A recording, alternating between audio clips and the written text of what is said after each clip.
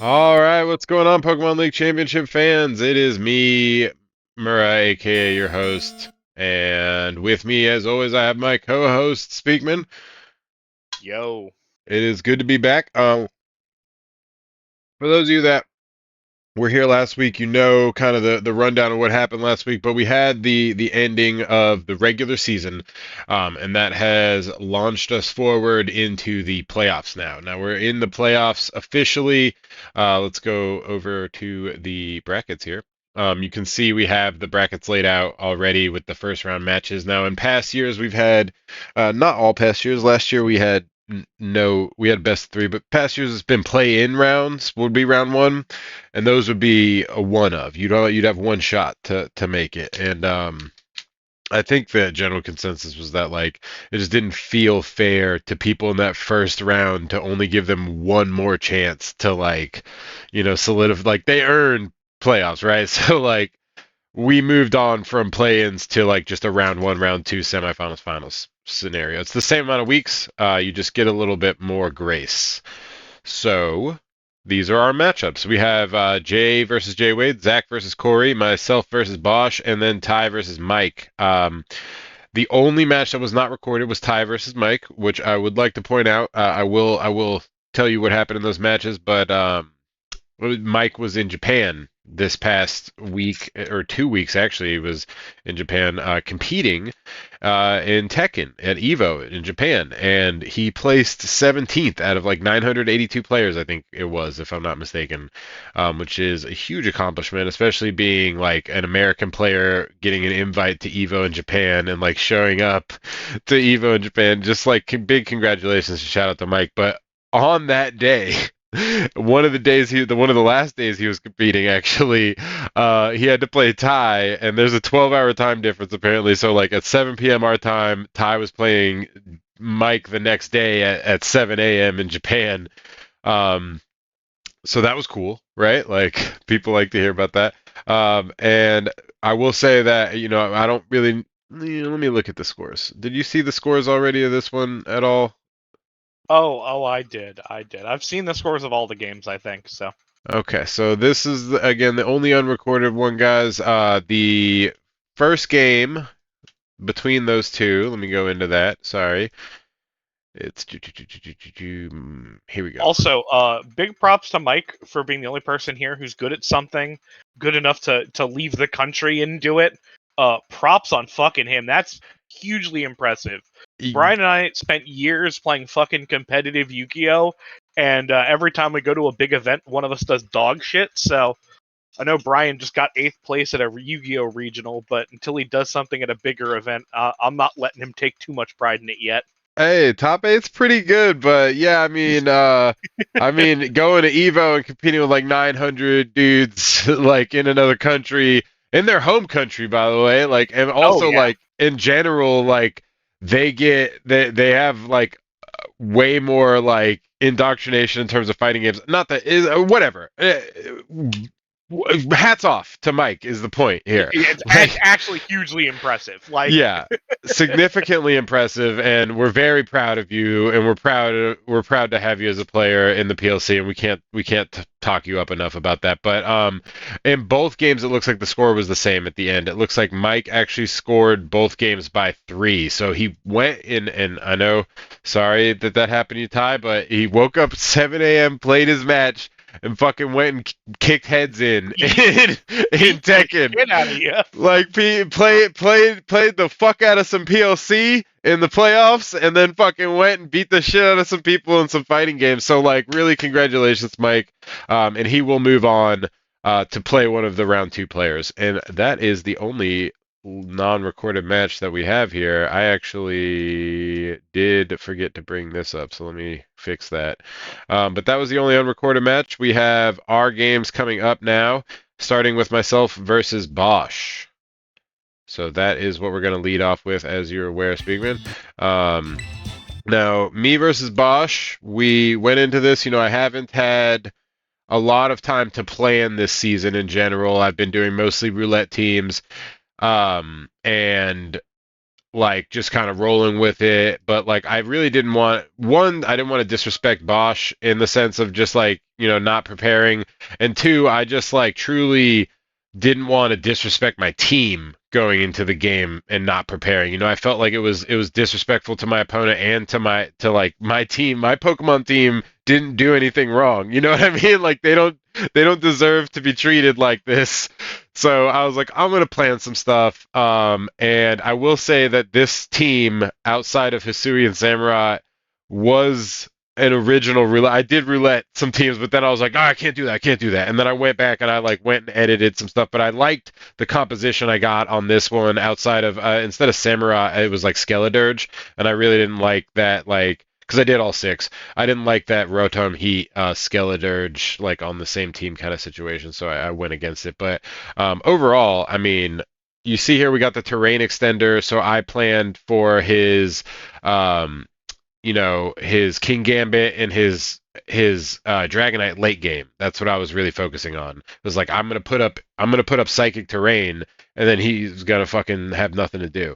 like, so that was my plan. But I'm ready if you are, Speakman. Yeah, I was gonna say before the game started, really like this team comp from you. It's a couple Pokemon that we haven't really gotten to see too much out of your team just because of the roulette nature. Yeah. And your new addition in Samurott. So really like what I actually see here. Really excited to see how this plays out. Yeah, it's a really interesting team too. So I'm excited. This is a good game. All right, whenever you're ready.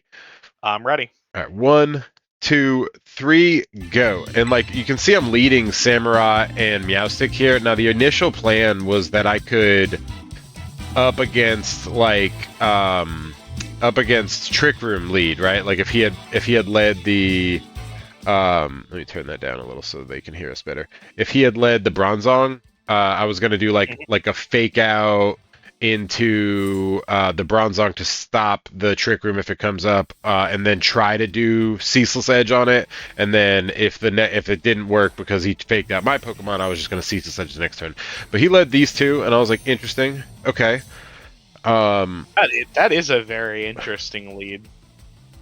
I wasn't super sure what to do here, but I was like, hey, I mean, okay, so we just ceaseless edge, right? And he's got the inner focus, so I made that mistake in the season, so we'll just Thunder Wave him. I was about to say, oh, he better not. He better not. Yeah, I made that mistake in the season, and that's the one thing about me, even when I'm rouletting teams, is like if I make a particular mistake, like I won't forget that. I will not make that mistake again. I don't even honestly think that it's that big of a mistake to make, just because in season, like, I'm not sure that I'm always expecting inner focus Dragonite, because multi-scale is also a pretty good ability. That's true, yeah. Like, and especially if you're going for a longer game and you're not really afraid of like too many good fake outers. Yeah. I would just play under the assumption that my opponent's not going to try and fake out it on turn 1, and I'll just use this Dragonite's bulk to my advantage. Which he could have easily done, too, especially after having done it to me earlier in the year. Like, now he's like, it's in his head, so he could have planned on that. So here, I was having trouble. I wanted to put up Psychic Terrain, but then Aqua Jet couldn't kill the Gengar who just nasty plotted. And then I was like, okay, what I should have done here was I should have just used Expanding Force, but I didn't want to reveal my Expanding Force Psychic Terrain strategy yet. So like I had a real issue with that. I know it seems weird, but I was like, no, if I put up like if I hit him with the Expanding Force, and I should have just done it because damage, but instead I did the Thunder Wave. Honestly, I think my play there would have been Thunder Wave and a non-priority move onto the Gengar. Just because, like, you'll outspeed the Gengar at that point, and you've paralyzed the Dragonite. Yeah. It worked out for me, ultimately. Yeah. I got the kill from the Aqua Jet. I just wasted a move, basically, on the Meowstic. But now we're spent, and I'm like, and he just curse-bodied my Aqua Jet.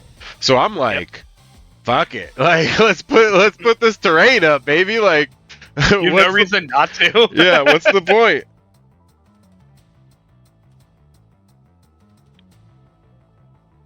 I mean, it does stop my own, like, Mach Punch on that, but that's not even that big a deal, and I can bring that in late game, which was already the plan. Yeah. I like can't really decide what to do here. I'm like, fuck it, we'll razor shell something and let's put this terrain up.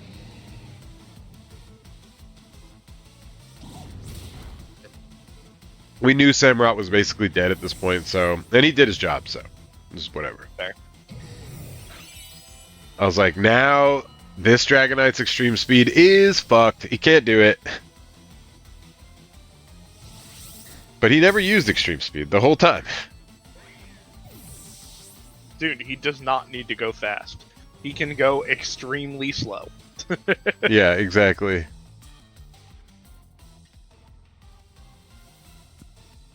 So now I'm like, let's bring in the guys. We got the open. We got to bring them in. So this is the strat, right? Like, this is the same strat that people do with Hydreigon just on Garchomp, which is almost even crazier, especially because, like, with the telepathy, and even though I'm flying, like, I can just spam crit Earthquakes. Like, it's fucking disgusting. And I can set up Tailwind. So previously, one of my plans was to, like, do Protect, set up Tailwind, and then just fucking go off with Dragon Cheer. But like, there's no point not to hit the Dragonite. Like, he can't fake me out. Like, yeah, I don't think he can kill me. But fuck it, we'll just do something, right? Oh yeah, so I was like, he's gonna fucking normal Terra. He's gonna normal Terra. I know he is. He's gonna be like, I don't want, or Fairy Terra. He's like, I don't want to get hit by this Dragonite, so I know he's gonna change. So I'm gonna fucking just Earthquake. I'm gonna predict his change, and I'm gonna fucking Earthquake here on this slot because he's gonna Terra. Poison Terra on the Garchomp is interesting. Why Yeah, poison?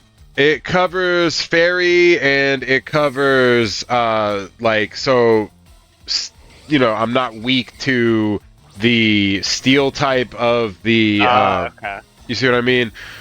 Makes sense. Makes sense. And so he brings in Bronzong here, and then he does Terra. So it's like, I was like, okay, so I missed the Levitate probably, but he can't be both. He can't be Heatproof and Levitate. And this It tells you what ability it has.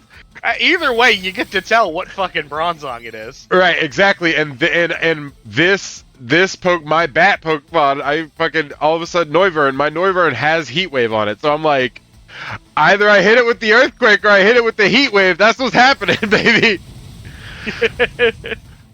And we do get the crit. I Oh think my this god, is that multi-scale. is multi-scale. Yeah. That is multi-scale. So it's hilarious. I was telling Zach on the run back, I was like, yeah, I guarantee that was multi-scale. And now I'm like, I got no reason to spam Earthquakes, even though I can crit Earthquake every day. Like, now we just do this spam. We just fucking spam Heat Wave into Dragon Claw, like whatever. You take out half the HP of the Bronzong on that with the crit, which is weird because we didn't get the Dragon Cheer. I mean, you know, 1 in 16 chance or 1 in 24 chance or whatever it is for a regular crit. You know. Yeah.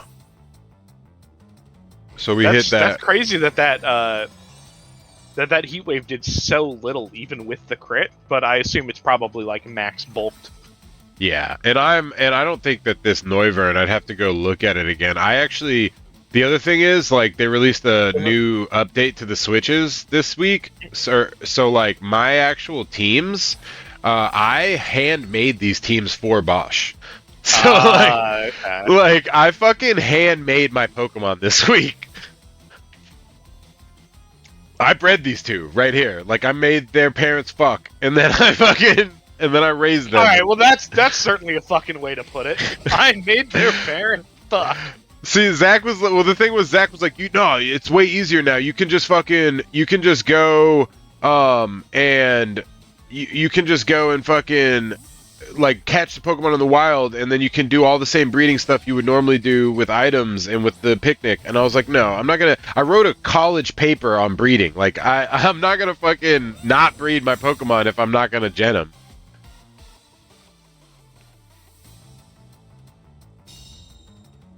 Dude, I hate how Gen 9 has made breeding so fucking wonky. Right. It is kind of weird. Oh, we got the burn too. Yep. No, it's Flame Orb. Oh, okay. It got burned the last time it was out. I'm not okay. And maybe this is coming from a person who just fucking not a huge fan of it. I really don't like Flame Orb Hariyama. I think that it does good enough damage without the Flame Orb, and giving it leftovers or some other recovery item is just so nice. Just so good feeling. He is a really good Pokemon to have like a healing item on in general.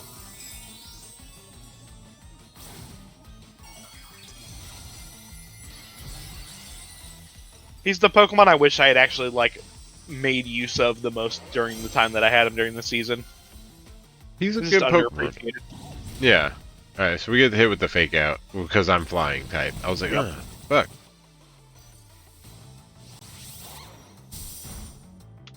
That Poison Terra matter. Dude, the damage numbers you're getting are really low. Yeah, for the Oh crits, my right? God. Oh my god!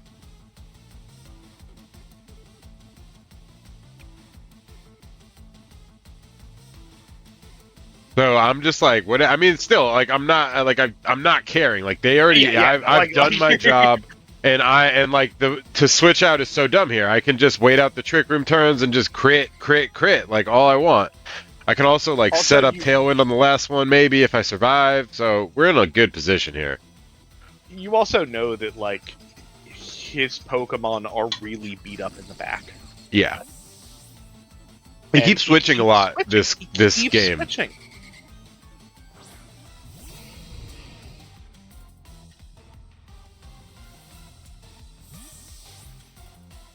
Oh.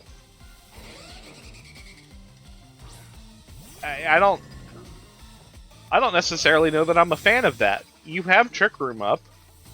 You're now wasting a Trick Room turn of yours, and you're not getting any advantage out of it. Yeah, exactly. And then we get check this out. Oh, Yeah, brutal. yeah. So I think Rhyperior might be one of the most like accidentally burned Pokemon this season. I think every time I've seen Rhyperior come out, it's like, oops, I'm burned now. I can't do any damage, or gets brought out, gets parting shotted, or intimidated immediately. Like this thing just can't have its full attack stat. yeah. So now we're just like we just won the game. I'm pretty much like his only thing that he could have done. And look at that damage. It's nothing. It's just nothing. Well, that was also the Bronzong, so. Yeah, well, yeah, that's right. The first time I saw that, I also made that mistake. I was like, I fucking ate that. Like, that burn was huge. And then he hit the Stone Edge, and I was like, oh, see, now this is obviously also, what's that? Like, Solid Rock, obviously. Yeah. Which, and we hit the weakness policy. And when I saw that, I was like, I mean, that would have been scary if you weren't burned and this wasn't the last turn of Trick Room. Like... Like this is so close to being terrifying, but Right. So I was like, he could protect here. I'll just rock the overheat into this Bronzong and finish it off, which I could have probably, honestly, I should have probably brought in the other Pokemon and just like, I could have just Mach Punched it. Oh wait, no, it's got Levitate. Psychic Brain. It's got Levitate though. Oh yeah, it's got so Levitate. You're right. So I could have just like Mach I don't know. Punched I the don't shit think out that of this it. is wrong. You're leaving your slow physical attacker in the back for the two Pokemon that he switched out, which means that if he sets up Trick Room, he's dead. That's true. Neither of the Pokemon he has in the back really can do a lot of damage to the Conkeldurr, and you have Drain Punch, which means that your late game is like very okay. Yeah, and this also I And you have a layer of spikes set up. I thought this was a turn. That's the other part of him switching so much that I was like, "What are you doing?" Racking up free damage. I thought I had hit the overheat here, and I was like, "Man, fuck, you're gonna miss." And then it was like, "Oh no, I was not an idiot. I used Thunderbolt." And now I'm like, "Fuck it, we can Disquake, right? Like, what's the deal?" Well, we don't need the Disquake. I don't know That's if right. I do that. We got a ground type. So yeah, we're just in a good position. So we pull out.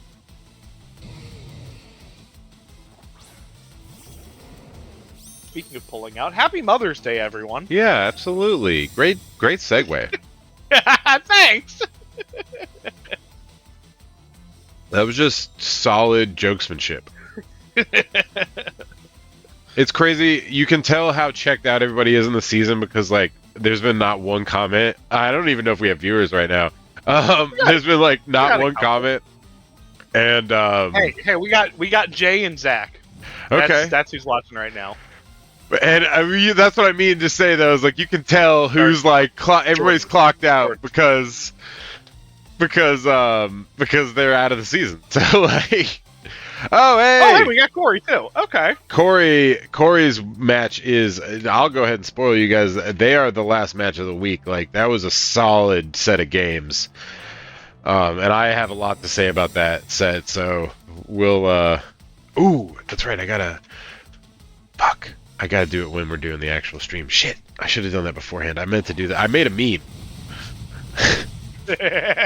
I made a meme based on their battle that like just had me personally cackling. I'll send it to our mod chat so you can see. Okay.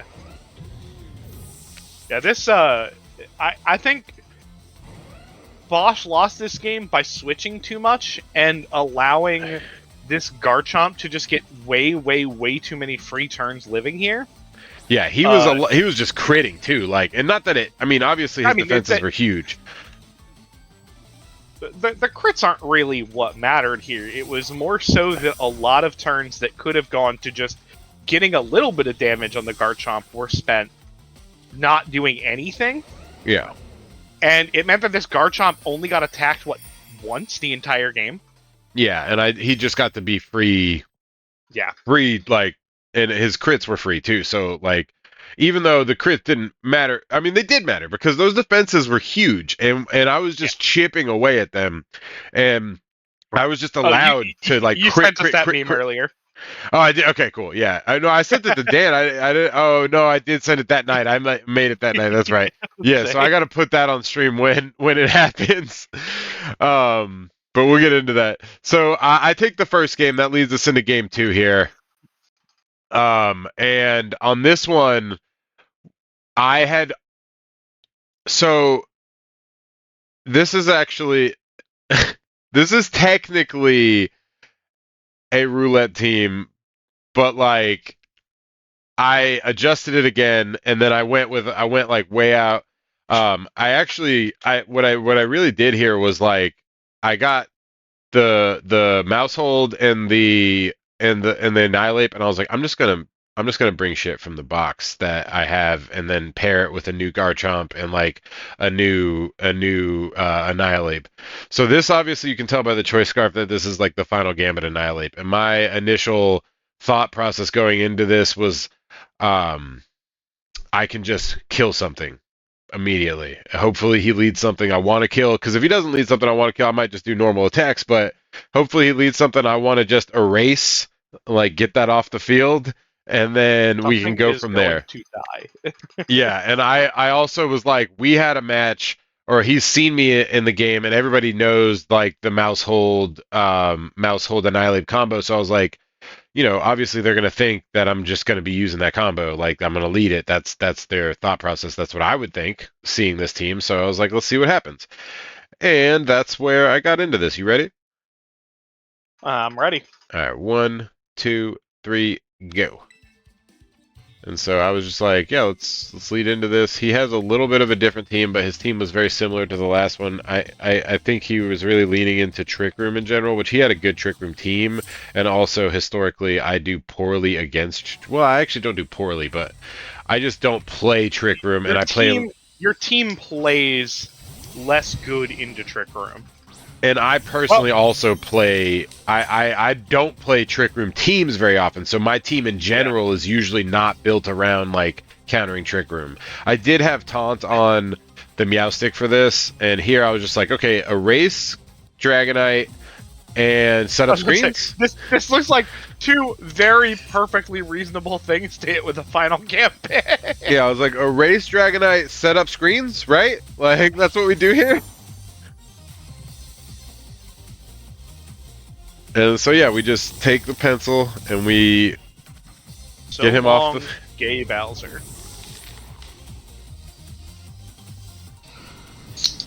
the. I was very satisfied with that, by the way. I was like, hell yeah. Dude, that's The reflect that is a mattered. crazy live. Yeah. I'm like, I could will-o-wisp this fucker. Oh my god. Watch it be Lumberry. I know, right? I'm like, okay, he's trying for the trick room again. I get it. Been there myself, you know? He could technically have Lightning Rod. I'm like having a hard time. It's like, fuck Look, it. man, I'm never afraid of Lightning Rod if my opponent doesn't have a water type. Good point. So we go with the status moves.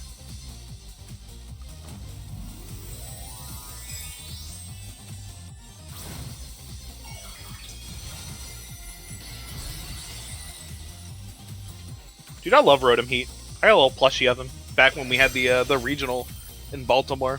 Rotom Heat is a great. So Rotom in general, I like Rotom Wash a lot in the past, but like I've always also liked Rotom Heat. I think those are the best two Rotoms, first of all, and second of all, no one would disagree with you about them being like the best in terms of actual play.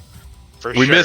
We missed the Will-O-Wisp, by the way, but then he misses. This was the most nothing turn of all time. Yeah, we just fucking whoa. Everybody cool? Everybody cool? We cool?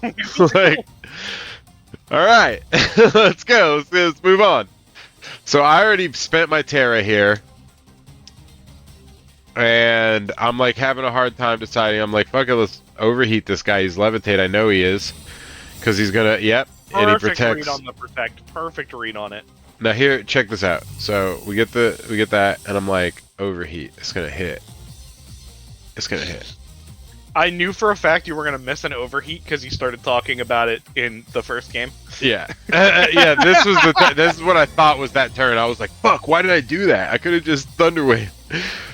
I like forgot my own matches, but yeah. So now I'm like, okay, so Trick Room's up. I still don't care. Like, you know, like.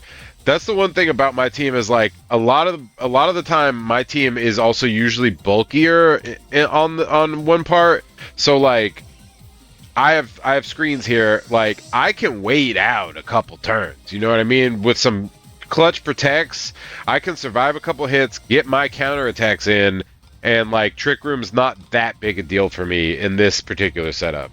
I think it's just that your team, from like what I saw outside of Garchomp, doesn't really have a clean answer to this Rhyperior. This Mon kind of just gets to live very much rent-free. Like the Will-O-Wisp you have, which kind of like neutralizes its offensive a lot, especially with the Reflect. But even with the Reflect, I mean, you still took 2/3 on the fucking Meowstic. Yeah. The Mega Horn. Now, let me say this about the Meowstic. That Meowstic,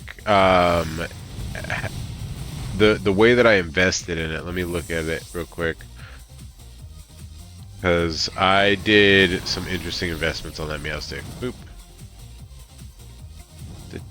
Yeah, here it is. So that was a max defense, max special defense. So, but it was calm, so it was leaning special defense. But I only had 6 HP. So I had full investment in defense, but my HP wasn't fully invested. So yeah. Like, you know, but I, honestly, that's not a surprising like setup to me. Like, not like like that's boring or unoriginal. Like that's what I typically tend to do with my my prankster screens mons. Is like, okay, all of my EVs are going into bulk because you're not really supposed to attack. If you're attacking, we're in like the weird part of the game. Yeah, exactly. I just want you to get off 2 of these support moves, please. And I don't care what else happens. Just do that. That was kind of the idea behind the other Meowstic, was like I would do my support moves and then I would set up Psychic Terrain, and if I lived somehow, then I would just use an Expanding Force for free. You know, like that was the idea behind the last one. But here I'm like, let's just Earthquake, I guess, but then we flinch. Oh, we discharge, sorry, and then we flinch. Either way, it doesn't work for us.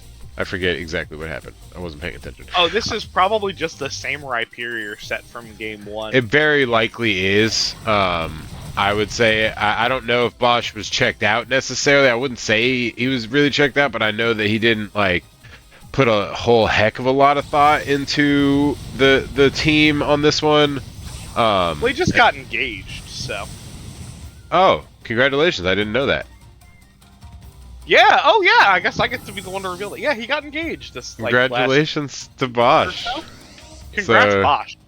Yeah, that's awesome. Good to know. I mean, I mean, replaced Dak in airing out people's things on the stream, but I only air out the positive things. Yeah, I will say that, like Brian's regional top 8, Bosch getting engaged, all the fun stuff. Right. Yeah, I will say that ultimately, like, a lot of us at this point, and this is something that is just a reality of our season, especially when we go long like we normally do in general. And you guys think 12 weeks is long. We've gone 14 to 16 weeks. I think we did an 18 week, but I think the max was 16. It's either the max was either 16 or 18 weeks. We did a long ass fucking year, and then we did playoffs after that. So like, not that I'm not saying that, you know, our season isn't long, but it is, and player fatigue is a part of the meta too. So like, going into the playoffs, players that can like balance their fatigue or somehow have less fatigue throughout the year, like for instance Aris and Mike, they don't like make new Pokemon every week. They like have ideas of what they already like and they do that shit, and then that's it. They don't like put a lot of thought into like, what's my opponent, what optimal play can I make here against my opponent. And so naturally they're going to have less player fatigue going into playoffs, because they invested less emotional energy, right? Yeah. And Earthquake's disabled. We're fine with that. But we're here in a situation where, you know, I definitely suffer from player fatigue normally and in this year, and I know that this is Bosch's first year, so it's a huge factor here. And he just got engaged, which is an additional factor that we didn't know. Yep. I mean, one of the things here is like, I didn't want to lose, right? But I also was ready to be done. So if I had lost here, I was okay with it.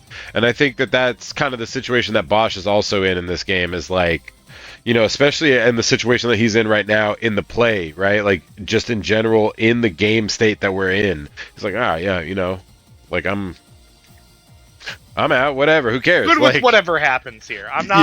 I'm not too tied to either direction. Exactly. Like, yeah, and we're both kind of in that same. But like, not gonna be heartbroken. Yeah, and you can also like, one of the things I want to say about this season in general before we even finish the game is just to make it to playoffs is something to stand proud about. I think, especially in the 100%. position that Bosch made on his first year. Like, what was he again? He was placed. He was 7th place. Like 2-3 points outside of the top 4, and like that's pretty big. Yeah. God, yeah. I decided to look back in the history of some longer seasons. Season 7, the one where I took over for Evan after week 4, was 16 weeks of play. That was the longest one, I think. And it was, and the reason that it was 16 weeks, I think, if I'm not mistaken, season 7 it didn't start until April. So season 7, the weird part about season 7 was like Jay like didn't want to play at first, right? But then like right after we ran the shit, like the draft even, I think he was like, I do want to play, and like we fucking like. We like made him a team out of scraps. Like we had an impartial committee of mods like create him a team out of what was left, and then like we extended the season to get we extended the season to get the bye. Yeah, exactly, to like make everything work, and fucking we like ran and then by the end of that season, everybody was like, I hate you, like. And we did actually have some like interesting background, which there's always some fights in the background. It's usually me and Zach, and That just happens. We're getting better about it, but it still happens. But that particular one, Zach and I hadn't fought, but like I think that was that an Uber season. Tell me that was an Uber season. That was the Uber season. So that was the season. That was the season that, like, at the start of the season, Zach like was like arguing with me about introducing Kyogre and Groudon, and I was like, it's not gonna happen. And he was like, can you at least agree to table it if the mods agree that they want it? And I was like, sure. And we went to the mods, and they were unanimously were like, fuck it, yeah, it's an Uber season. What? I was like, no, you guys aren't listening. You're not paying attention. I'm trying to help you. And they were like, no, we'll approve Kyogre Groudon. And then, like, when we started getting to the midseason, they were like, hey, second thought, we shouldn't approve Kyogre Groudon. And I was like, nah, fuck you guys. You fucking, it was like week 10 or some shit. I was like, you guys fucking. As someone who proceeded to win almost all their games in the second half of the season because they got Groudon, thank you for putting Groudon on that. Groudon, honestly, we were considering putting just Groudon on, right? Like, I was like, Kyogre is too much. It's too much. And, like, nobody would listen to me. And they didn't. And then we had, like, a fight about it. And then because they tried to back out, I was like, nah, you're doing it. You're going to feel the wrath of the thing that you said because I want to be right. I want to be right here. And fucking... ultimately, I think that we can all agree that Kyogre was a little bit too much to put on a team with Tapu Lele Mewtwo. But neither here nor there.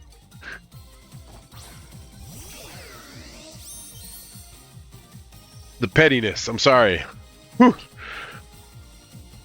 But no, we always get past it, and it's usually, honestly, a small thing that becomes a big thing for no reason. It's usually like a really small thing. A small thing becoming a big thing for no reason in the moderators chat of the PLC? I thought we had it down when we introduced you two. I was like, we like didn't even fight last year. Like, having Speakman in here, it's not gonna happen. It's not gonna happen. And then fucking it happened like 3 times. It happened like 3 or 4 times. But luckily, this time, it always happened behind closed doors, quote unquote, in the mod chat. Like, the players weren't exposed to it. Ooh, that's survival. That's oof. Well, and that's a roll too. That's just a roll. Like, he just rolled low on that and didn't kill me. That's crazy. That's crazy. And we get the overheat kill. I don't necessarily know that it was like critically important that it lived there, but no, I think I still probably would have won, but the score would have been closer. You know, it's pride at that point. Yeah. And either way, it was a good fucking fight from Bob in that game. Exactly. And the thing that I've been wanting to say the whole time, because we have to see the conclusion of the match before I can launch into this you know, circle jerk.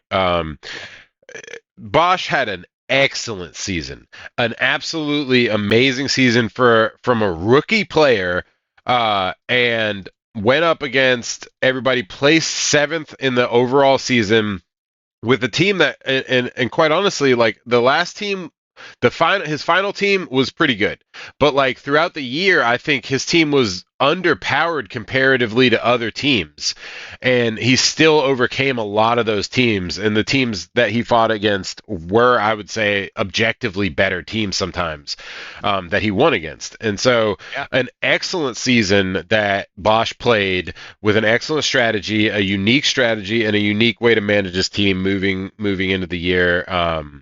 And I think that he had a great year. Now, historically speaking, I have never lost a play-in round. Like, that's never and that's not brag. I'm not trying to brag. I'm just saying that, like, historically, I am one of the top 4 players of all time. I've never lost a play-in round in general. Like even though I was ranked lower, like, it was still a high tier match for Bosch to go against in his first year, right? Like, 100%.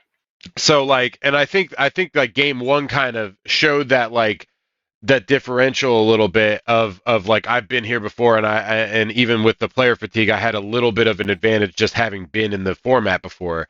And I think that Bosch had an excellent year, so I just want to give him his flowers. That was a fantastic season and a way to end it on that close ass game that could have honestly gone to. I wanted a third game because I didn't have a third team actually. I was like I don't know what I'm gonna do. I don't know what I'm gonna do. I'm gonna slap some stuff together. That dragon cheer was cute, like, um, but yeah. So excellent year from Bosch, and hopefully you feel welcome to join us next year. But that will move us on to the Jay versus Jay Wade, and he recorded without team preview, so we'll just talk As about fucking always. as always, and that's fine. But we'll just talk real quick about their season. So Jay lost fourth place to rock paper scissors. For those of you that don't remember, um, he lost fourth place to rock paper scissors. He tied for fourth place, and so it's actually, oh my god, I can't wait to talk about this. Ugh, that's later. That's later in the later in the stream. But Jay versus Jay Wade. Jay Wade barely eked into playoffs, and his plus minus was very low. Even from the bottom tier players, the plus minus was pretty low for Jay Wade. So he won just on number of games won. So he's really low tiered here, playing into Jay, and they just have like a really interesting matchup. So I do think that Jay has historical advantage, but we'll see. Are you ready? Yeah. All right. Just a thing to note real quick before we can start the game now. Whenever you want. Oh, I'll just talk about it while the game goes. okay. All right. 1, 2, 3, go. And then I sent you that picture, by the way, of what just occurred to me. Okay. So yes, I sent. Remember when I posted the matches up? Yep. Uh, so Jay Wade had such a horrific first half of the season in terms of plus minus. So he started off this season, I think 3-3. I just confirm that. One, Also, two, shout or out no. to Jay for showing up to playoffs in a suit. He changed his outfit to a suit for the playoffs. No, sorry. He started off 2-4, and lost 3 of those games by 5. Yeah. And of his wins, one was by 1. So like, just an awful beginning half of the season. To turn it around to still make playoffs is insanely good. Just like that's clutch as hell. Yeah, exactly. Exactly. And I think that just like he got a new haircut too. Oh my god. um, it's not lost on me, Jay. I saw that shit. I really think Jay Wade is a top tier competitor. I think that like his all time scoring is mainly due to him having joined a little bit later in the years. Like I think he joined on season 5. I want to say I'm not 100% sure on that. But overall, Jay Wade is a top competitor and always something interesting to go against. I do think that his team took an L when he traded for this particular Pokemon that's next to Hisuian Zoroark, though. I forget its name all of a sudden. It's one of the newer ones. I think that Jay Wade has played with an unfortunately very poor team for most of the season. And there's no real other better way to put it than I think that he just had a really bad team. And I can agree with that. Even with the less good team, he still managed to bring it to playoffs and put himself in a position where it didn't matter how bad his team was for half the season, or there were significantly better teams below him. Like by a large margin. Buffed by his mid-season. I mean, mid-season when he picked up the Sun. I mean, God, yeah, just Sun Typhlosion. And it's a little bit sad that he decided to move away from that when we got closer to the playoffs. Yeah. But it might have also helped him to inspire him to push better to make it into playoffs. So ending on a winning streak is always really good. And Jay Wade went from 3-6 to 6-6 and in the playoffs. Yeah, So, and and that's something to be proud of. That I think the oh yeah, theme of round one playoffs is in general, the theme of playoff streams is like be proud of yourselves for what you guys have accomplished. Even the people that didn't make oh playoffs, like 12 weeks of play, especially with some people being newer, with strangers in general. We all kind of have become kind of like a close knit family, the usual players and stuff. But like, um, it's it's a lot to ask of anyone. That's why we have three separate signups where I'm like, "Are you sure? Are you sure? Are you sure?" Like, it's a long one.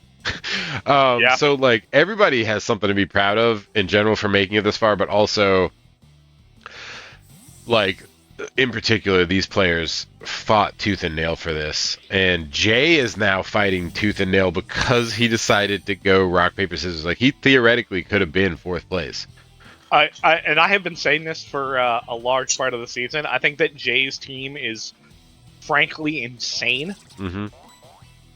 I think that it might be one of the strongest non-Uber season teams I've ever particularly seen. What I want to So say like, this about is fucking crazy. what I want to say about what you just said actually is like the caliber of teams this year. Actually, with the double list one and two, just in Oh, I general, love I the think. double list so fucking much. Yeah, I'm The glad. double list has been one of my favorite quality of life changes. Thank you. Oh, Thank you. I've been pitching it for years. Thank you. I'm so glad that we got to a point where we were able to actually use it and it worked. Like cuz honestly it was a gamble. Like I didn't know that it would work. I just thought that it might work. And like it was really good. But also in general, team comp this year has been significantly better. There are multiple teams in playoffs that I think you could give the same compliment you just gave Jay's team of like one of the strongest team comps that we've seen. Like Mike's team, disgusting. Brandon's team, absolutely disgusting. Jordan's team, fucking horrendous. Like it's all like in a good way. Sorry, I didn't mean that, Jordan. Like everybody's team this year that's in playoffs pretty much is fucking amazing. these teams are legitimately scary, which is not like normally a thing that you get to say about every team heading into playoffs. But like 10 or 11 of these teams that are in playoffs are just absurdly good. I think that people have traded more this season than they have in the past. That's true. Uh, That's true. and like as a person who loves using every trade humanly possible, I really love that. Like that's my favorite thing is getting to do trades. I think I made like 3 trades with a Reese this season. Yeah, and I think that the double list really aided with that because like when you have a single list and you have a particular Pokemon that's on your team that's really good, sometimes you have a trade niche or like you know what I mean. Like there's incentive for you not to move it, but when there's another one out there and potentially even on the wire at some points, you know what I mean. Like you have a little bit less like franchise, like I don't know how to describe it, like you have a little bit less incentive to keep things locked down because your person who's offering you a trade could easily go to the other person that has that and make them the same trade or a potentially an even better trade than you. So like I think that also equally incentivized people to make those sort of moves this year. So it's all the one good thing, and not one. I mean, there's a tons of good things about this year, but one of the good things that I think we could talk about of this year is certainly, like you said, the double list was. I think that's a keeper. I think we'll just keep that. And there were a couple other things in general that I liked about this year. Not sure how I felt about the 2-1 in the final week. I that extra wire might have helped a couple teams. Yeah, I'm after consideration and after seeing what happened, I think that we definitely went a little bit too passive on it, a little bit too safe. Yeah. And I'm fully in the opinion that I'll admit when I am wrong, and I think that something is power-wise incorrect. And I think that power-wise, that was kind of bad.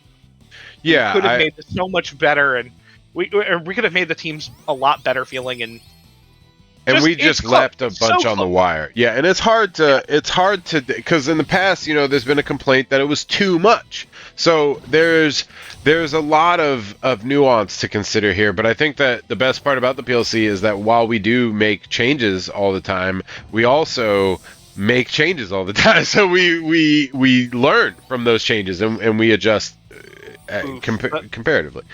The, Yeah, the that the sludge bomb was basically huge. zero value out of that Rillaboom. That's rough, buddy. That's so fucking rough. And to get KO'd by a Glamora of all things. No offense to the To get Glamora, but KO'd like, by Glamora because you high horsepowered and your grassy terrain lowered the damage from your high horsepower yeah, onto the follow mead Clefairy, so the Clefairy's still alive. Oh god, that just yeah. feels bad. And the Glamora gets to heal a little bit. And ugh, So rough. the pressure's on. The pressure's on Oh here. yeah, I actually think I think I this is a really interesting game so far. yeah, I think I perfected this particular week's like match order like when I was going, and it's a little bit easier. Obviously, there's only 3 sets, but Yeah. it like truly the first series was not bad, but like this is, you can tell where there's like, this is better than the first game, the first set, like it just is Yeah. already. And take that into consideration, guys. Think about the last set. The last set is actually this is probably one of my favorite sets in all of PLC history in terms of playoff games. Yeah, like I will say, like both of your games were good games, even though game one was very much like you felt like you were in the dominating position for the entire time. Game two felt very very close and felt very much like it could have gone either way. Yeah. This game's been super interesting. I know we really haven't talked about the game that much, but like it's just made for a really good backdrop because sometimes we don't need to talk about the play-by-play because sometimes things are just kind of straightforward when they're happening. Yeah. And we have talked about the important moments like the sludge bomb Yeah. turnaround and like letting the Glamora. Now, one of the things that I think we didn't forget to mention, but we didn't mention was that moving in that Slow King there onto the toxic spikes at that moment. Yeah. Right? And just like getting rid of it was so clutch. Especially if he has Regenerator. I think because that Pokemon does get Regenerator, right? Oh, yes, it does. So if he has the Regenerator, like, so clutch there. Which I think he did have the Regenerator. What a Pokemon for them to have given a Galarian form. That shit pissed me off, honestly. Dude, it's so funny because Galarian Slowbro is so buns. Like, its gimmick is I get to go fast sometimes. Its gimmick is if you give me Quick Claw, I have like a 50% chance to go first. Possible, but I'm gonna annoy the hell out of you. Yeah, that's the other thing about like Galarian Slowking. If you were to actually give it a Quick Claw, you have what, like a 50% chance to go before everybody else, no matter what. Yeah, which is kind of cute, but it's not enough. Like if you gave me a 75% chance, that's different. You know what I mean? If I can equip a Quick Claw to it and I have a 75% chance of going before every Pokemon, like priority be damned, that's while important. also still having the stats that are built like my speed is supposed to be a detriment. Like, yeah, that's important. But you give me a 50% chance and I'm losing an item slot, it's not good. White Herb. There we go. Blastoise in the playoffs, baby. Big man Blastoise.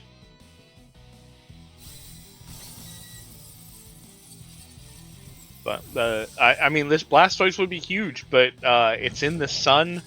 It's now alone. The Clefairy has died. It's scary times for this turtle. It is. It is, in fact, that. So apparently, guys, I don't know why we have a goal, but my channel is telling me we have a goal of 10 subs. We have 4. We're missing 6 subs. So if you got a sub, throw it on there. If you don't, like, I don't care that much, but we don't actually make money from here. I get like $50 once every 12 months, I think, from Twitch, and I don't even get it from YouTube, which I get way more views on the YouTube. By the way, guys, this year, for whatever reason, I think we've had like 2,000 views on this season. Nice. Like on the YouTube at least, like on the playlist. So we've had like 2,000 views. That's pretty good for us. Like it's definitely better than every other season. I love that the Switch order fucking matters because the fucking Skeletors gets poisoned Mm-hmm. because of fucking speed priorities on Switches. That's true. What a goofy ass fucking thing. But now Blastoise is pretty much SOL. I mean, Yeah. I mean, it had an opportunity there to like potentially do something on that Switch turn, but you know, Aura Sphearing into the incoming Ghost type is, I mean, that's just game. yeah. Oh, we're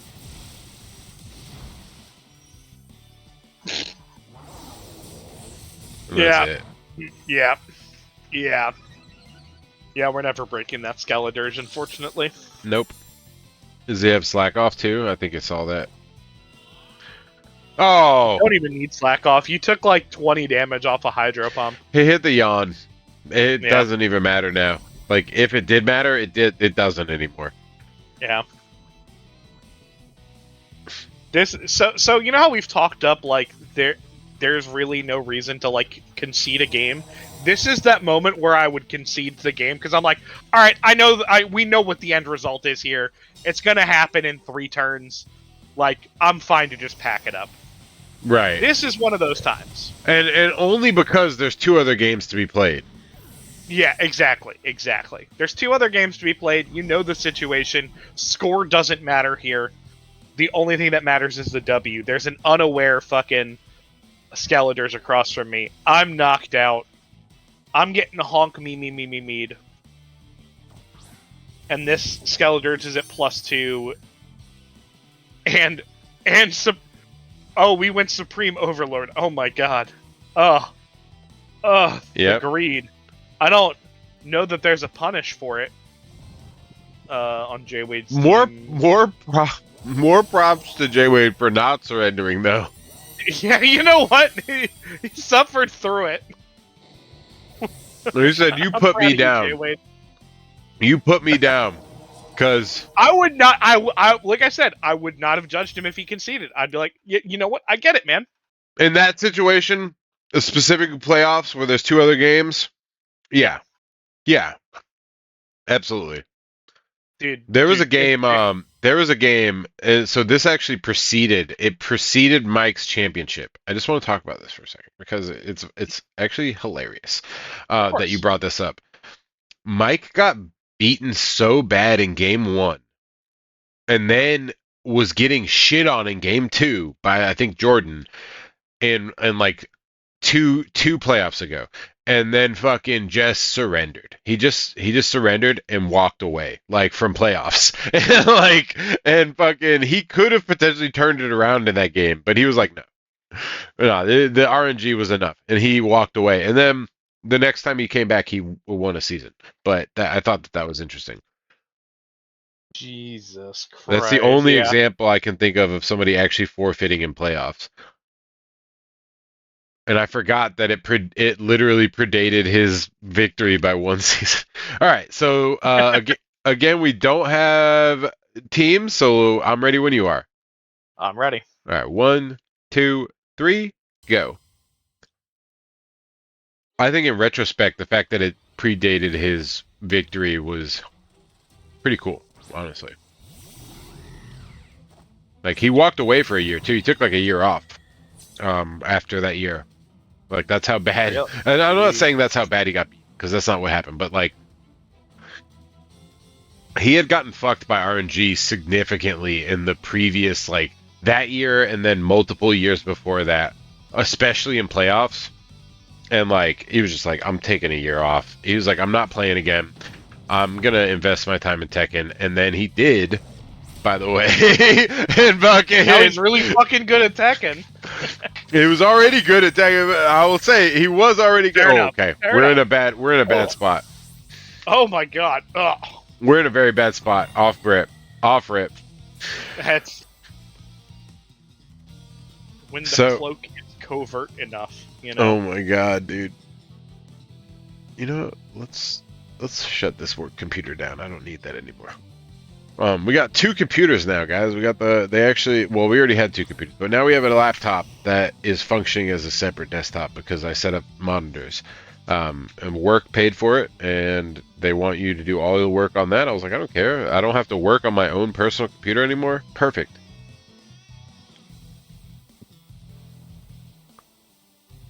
Also, they gave me, it's like an i7 with like 32 gigabytes of RAM to do like phone calls. I was like, what are you Damn. doing? What are you fucking doing, dude? Like, we don't want any excuses from the work from home workforce. Like, your shit is not fucked. The slip of 5090 in there, you know. Right. It is a Dell, so. That just means it's not using everything that it could from that. You know? We're not in the years of when it was good, when Dells were good, when they were like literally mail ordered, and it was, dude, you're getting a Dell. By the way, killer commercial. Yep. Then they got shitty. Then they bought Alienware, and Alienware got shitty vicariously. Dude, I love. I don't Okay. watch much in the way of tech YouTube nowadays, but I still watch the very occasional Linus Tech Tips thing. Yeah, he's great. Got the Secret Shopper series going again right now, and as always, Dell is dog shit. Every time. It's Yep. every time. So that was huge for those of you guys that we didn't comment. That was a very big Terra. He Terra'd flying, survived the sludge bomb, busted off a trick room under the sun boost of the Venusaur. Now, J-Wade is pretty much fucked. Like, that, I mean, there's a lot of game to be played still, but if I had seen that, and again, no offense, if I was Selena... I was gonna say, you gotta pull as Selena. I would have surrendered, probably, right? Like, but no, J-Wade plays into it. Terra grounds. We're gonna survive Dude, this. is such an interesting combination of Terra types. Like that's a very interesting duo of Terras. Mystical fire in the sun, like that's a tech call, right? Like that's not something that's just naturally on that fucking Pokemon. Dude, and the mystical fire special attack drop matters. Yeah. Okay, well I guess it doesn't matter because we double targeted. But still, that was a fucking. It didn't matter at all. But yeah, that was a tech crazy. call. And the Terra mattered there because if that Terra hadn't been there, the Sun Mystical Fire would have OHKO'd. Oh yeah, that very good play from both players on those turns. Holy shit! And again, that was a turn that happened after I just said if I were in J-Wade's shoes, I might have surrendered there. Like, yeah. So you're talking about like, and we're in a 5-5 right now. Like, this is still, the game is on. I mean, it's definitely still a rough position because the Trick Room is up, so you're slower than both your opponent's Mons. One team of Trick Room. We're just going to erase it. We're going to erase it. Yeah, we're going to get rid of a turn, but it's still got 2 more turns. Here's what we're going to do. We're going to switch out both Pokemon next turn and just eat it.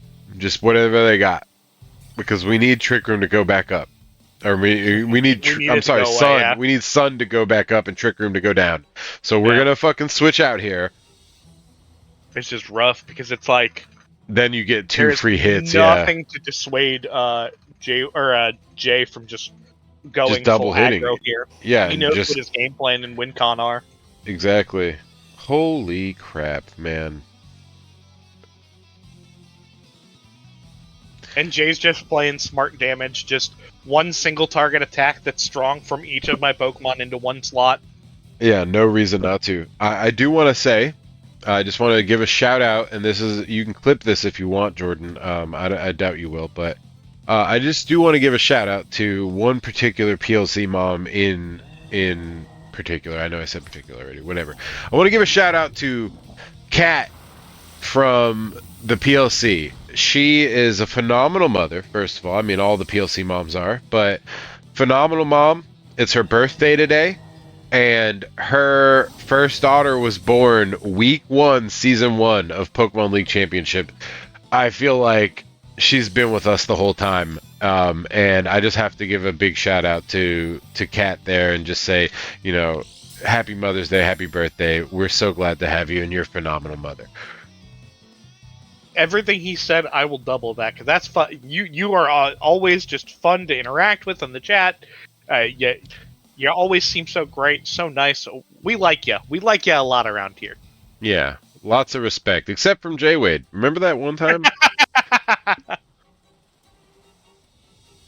God, That was an interesting night to come into because I came in at 150 messages. I was like, what the hell is happening? I came in like 15 messages in, and I was like, dog, this is funny. This is so fucking funny. She's gonna roast his ass alive. And then she did. Yep. Dude, I feel like that just like is what happens with like 70% of J-Wade's like random little chats with people. It's like, yeah, J-Wade like is great at shit talk if you're one of the three people who like betas down to him. Yeah. Otherwise, someone just gets a feisty right back to him. He just fucking folds. He's like, yeah, because he's not like actually. This is the thing about Jay Wade, and like it's almost cute. Like he's not actually trying to be mean. He just is an asshole. Jay Wade, you knew it had covert cloak. You already tried that. But yeah, so like Jay Wade just is an asshole. Like yeah. He's not trying to be mean to you. He just is a dickhead.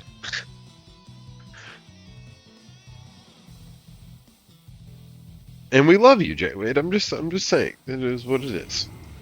Yep. No two ways about it. Where the fuck is my Gatorade, bro? Fuck!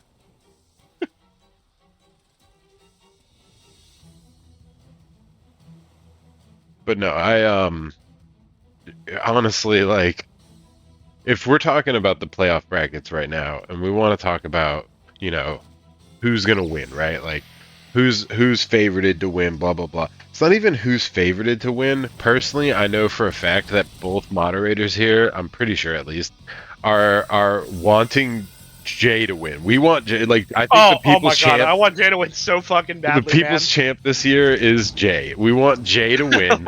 I want Jay. And that is just what it is. Like, Jay has been my favorite person in the PLC since I joined back in season 3.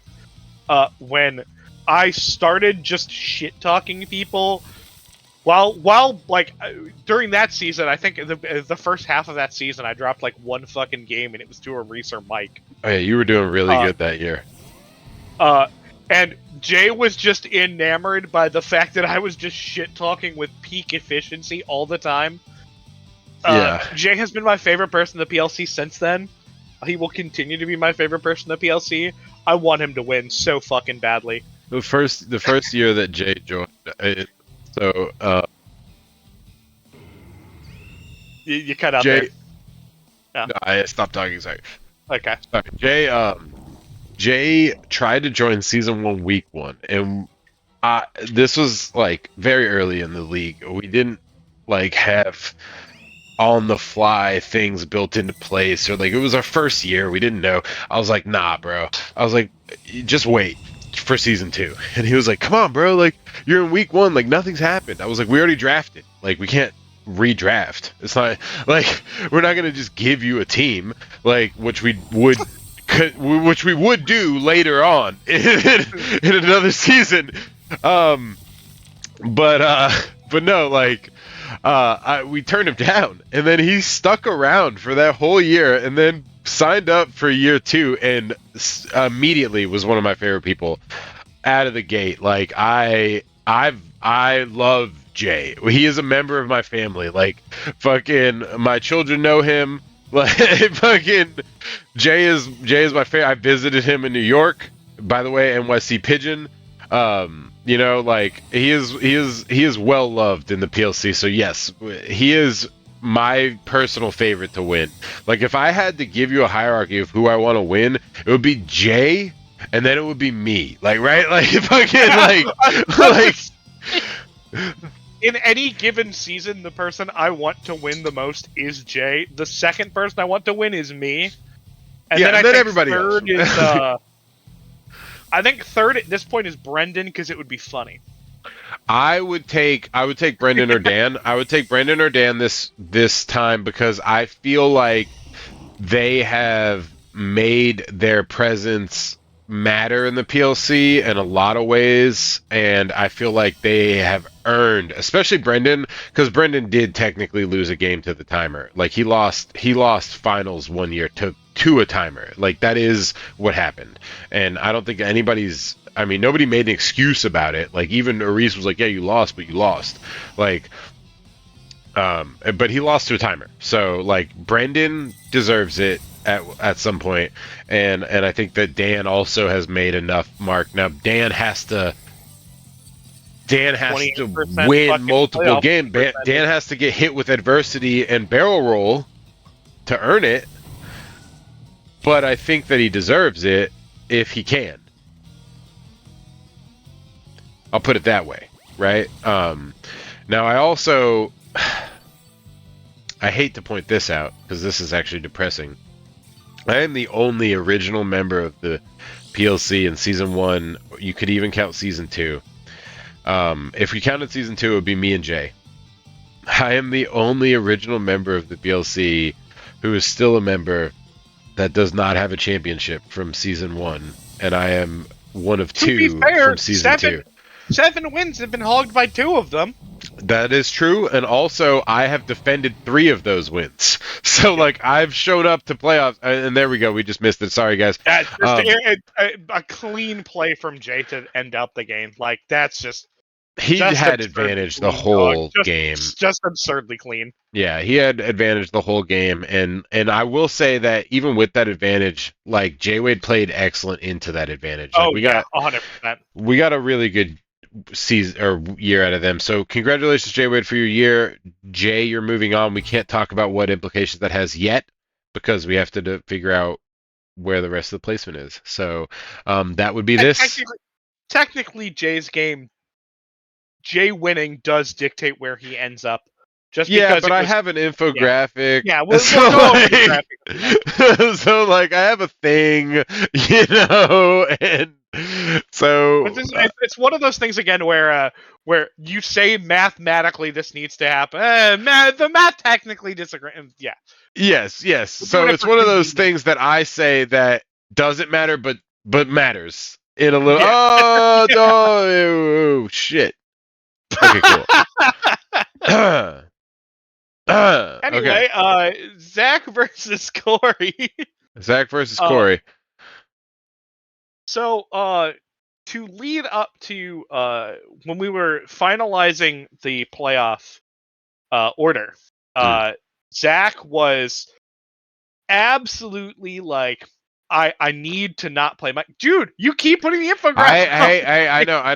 I canceled it last time. I had to get it in here just so I could have it ready, though. All right. Fair enough. That was just that. I'm sorry if you had eyes fast enough to see it, guys. So Zach spent the entire last 2 days I need to avoid Mike. I don't want to play the sand mirror. I'm sick of playing against sand. I'm playing sand. I don't want to play against the other Tyranitarn. And, we're joking the entire time, like, hey, you're going to end up against Mike. And it was close. It was almost me. Yep. We see the final results, and we're like, oh, shit, you play against Corey. You don't have to play against sand. Final wire opens up. Corey immediately picks up Hippowdon and Gliscor, and the amount of fucking just sheer humor when I got to tell Zach, hey, Zach, you're playing against sand again. No matter what, Oh my god, it's fucking so worth it. So worth it. no matter what, he played against Sand, and he played against like honestly, if I had scored in a way that I would, because we knew before the final wire, I might have picked up Sand. Fuck it, like I might have picked up Sand against him. I also had the Garchomp, right? So like, and the amount of times that Zach has also had to fight Garchomp is crazy. He fought Garchomp on Brendan's team. He fought Garchomp on my team. He fought Garchomp on Corey's team already one time, and he lost to that one, by the way. So this is a significant match. This is a rematch from the season, just like mine and Bosch's was. And Corey won. Um, Bosch, as you recall, won my match Yep. and in the season.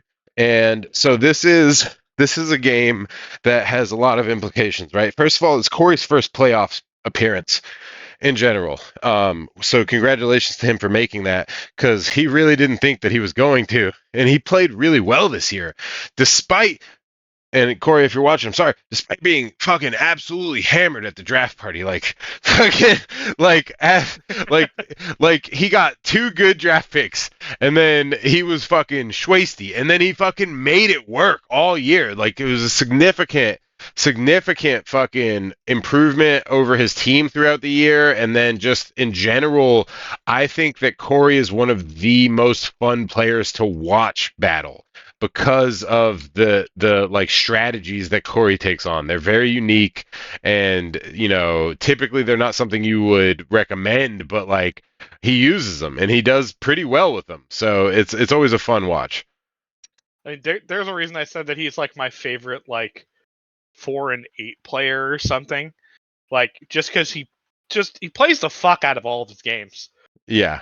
They're Yeah. great watches. He doesn't win all of them, but damn, are they worth the watch? Yeah, he does a really good job. Like if he doesn't win, he's gonna make it worth your while. So Oh yeah. here you will see that we have a bright powder on the sand slash. So he is going for the bright powder sand veil. Let's see if it works for him like it did for Speakman. Did you even have bright powder, or did you just happen to luck No, out? no, I didn't have bright powder. Okay, so your Zach, sand veil just Zach, worked out. yeah, Zach messaged me and went, "I'm debating which sand slash to bring. I'm debating if I want to go Sandville Bright Powder or if I want to go a real set." And I went, "Well, I don't like that." And then he Right. did it anyway. So I'm ready when you are, or unless you've got a timestamp to skip Nope. to. I am. Oh yeah, I forgot. Actually, this is Zach's match. Hang on. Let's skip to. Jesus Christ, guys. Okay, yeah, no, I'm glad you mentioned it. Okay, let's skip to 42 seconds. Jesus, guys. All right, I'm ready. Okay, so 42 seconds coming in. One, two, three, go. We're off. Everybody records at different volumes. Got to remember that. Dude, I had to adjust the volume on my my OBS, the thing, Yeah. because the pass-through audio, for some reason, just when I updated my computer recently, like I updated Windows, it fucked with the OBS volume, and suddenly it like was deafening me through my headphones. Yeah, I it was like, does that. It does that. It does that. Yeah, whenever you get an update, it's gonna fuck up your situation. Yeah. It It's like the last time I updated OBS was when my recording got corrupted against Dan, so I've just stopped updating it in season. Yeah, and I've just gotten used to it, so I like typically double check, but where it fucks up usually is I don't always double check before stream because like I'm usually like scrambling to get it ready for work while I'm working. What is he doing right here? What is happening? Triple axle. Triple axle. Okay. I mean, I guess that makes sense. Oh, that's a roll. What? That's a roll. Oh my god! Not only is it a roll, but it's a berry roll. Oh my! Do a berry roll. Yes, I fucking did it. Dude, I fucking made the joke. That is the worst outcome of a triple axle I've ever seen. Because like He hit all three. he hits all 3 and still doesn't get the KO and leaves it on exactly 1. There's no more Fields bad moment. That's insult to injury. Like, dog, If he had I'm left sorry. it at 2, And it gets up the tailwind. And it gets up the tail. Like, just disastrous. Oh. but you got to give it to these players, man. Their resolve is steely. You don't see Corey backing down. There's no surrender here. This is playoffs. Taking an awful long time to come up with his second turn. Yes. But I don't blame him. I don't blame him. You got to think about this one. He's fucking fuming. Pull it back. I'm like, I got intimidated on both my Pokemon. This bitch lived on 1. Tailwind's up. So he has Regenerator then if he got 90. intimidated, right? Maybe I wasn't actually paying attention to see if he got intimidated. That's a good point. I didn't pay attention either. He might have Regenerator though. He might. We need to pay attention sometimes. This is when just when I look like a joke. No, I'm just kidding. But no, so priority is shut down, but I don't think either of these Pokemon really have a priority. I'm not quite sure if he's just trying to like mode shift into a Trick Room here. He's like, oh, I'll fake you out and kill you. He's just resetting Fake Out. And did he heal? Let's check. He did heal, so he does have Regenerator. Okay. I didn't even see it take damage on turn 1, I'm not going to lie to you. He might actually not have taken damage on turn 1. I didn't think that it took damage, so. He has Tailwind up. I'm already going last. Yeah, So we know he that. set up the Trick Room. Yeah, Do you have Regenerator? No Regenerator. Okay, it's Inner Focus. So he didn't. Exactly. He didn't. Yeah. So the triple axle literally was a roll though, and we survived with Focus Sash. Yep. Corey, what went through your mind when it lived on 1 HP? Good question. I gotta know. Because that triple axle also would have really fucked over that. I mean, maybe not Hell. with the bright. Hell. Maybe not with the bright powder sand veil, but imagine that triple axle hitting that fucking sand slash, man. Slash, slash, slash, I bet.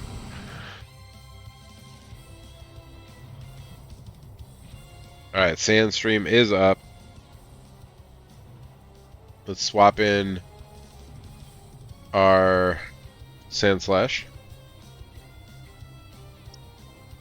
We have Trick Room up, so we're tricking our opponent into believing that we have the Sand Speed.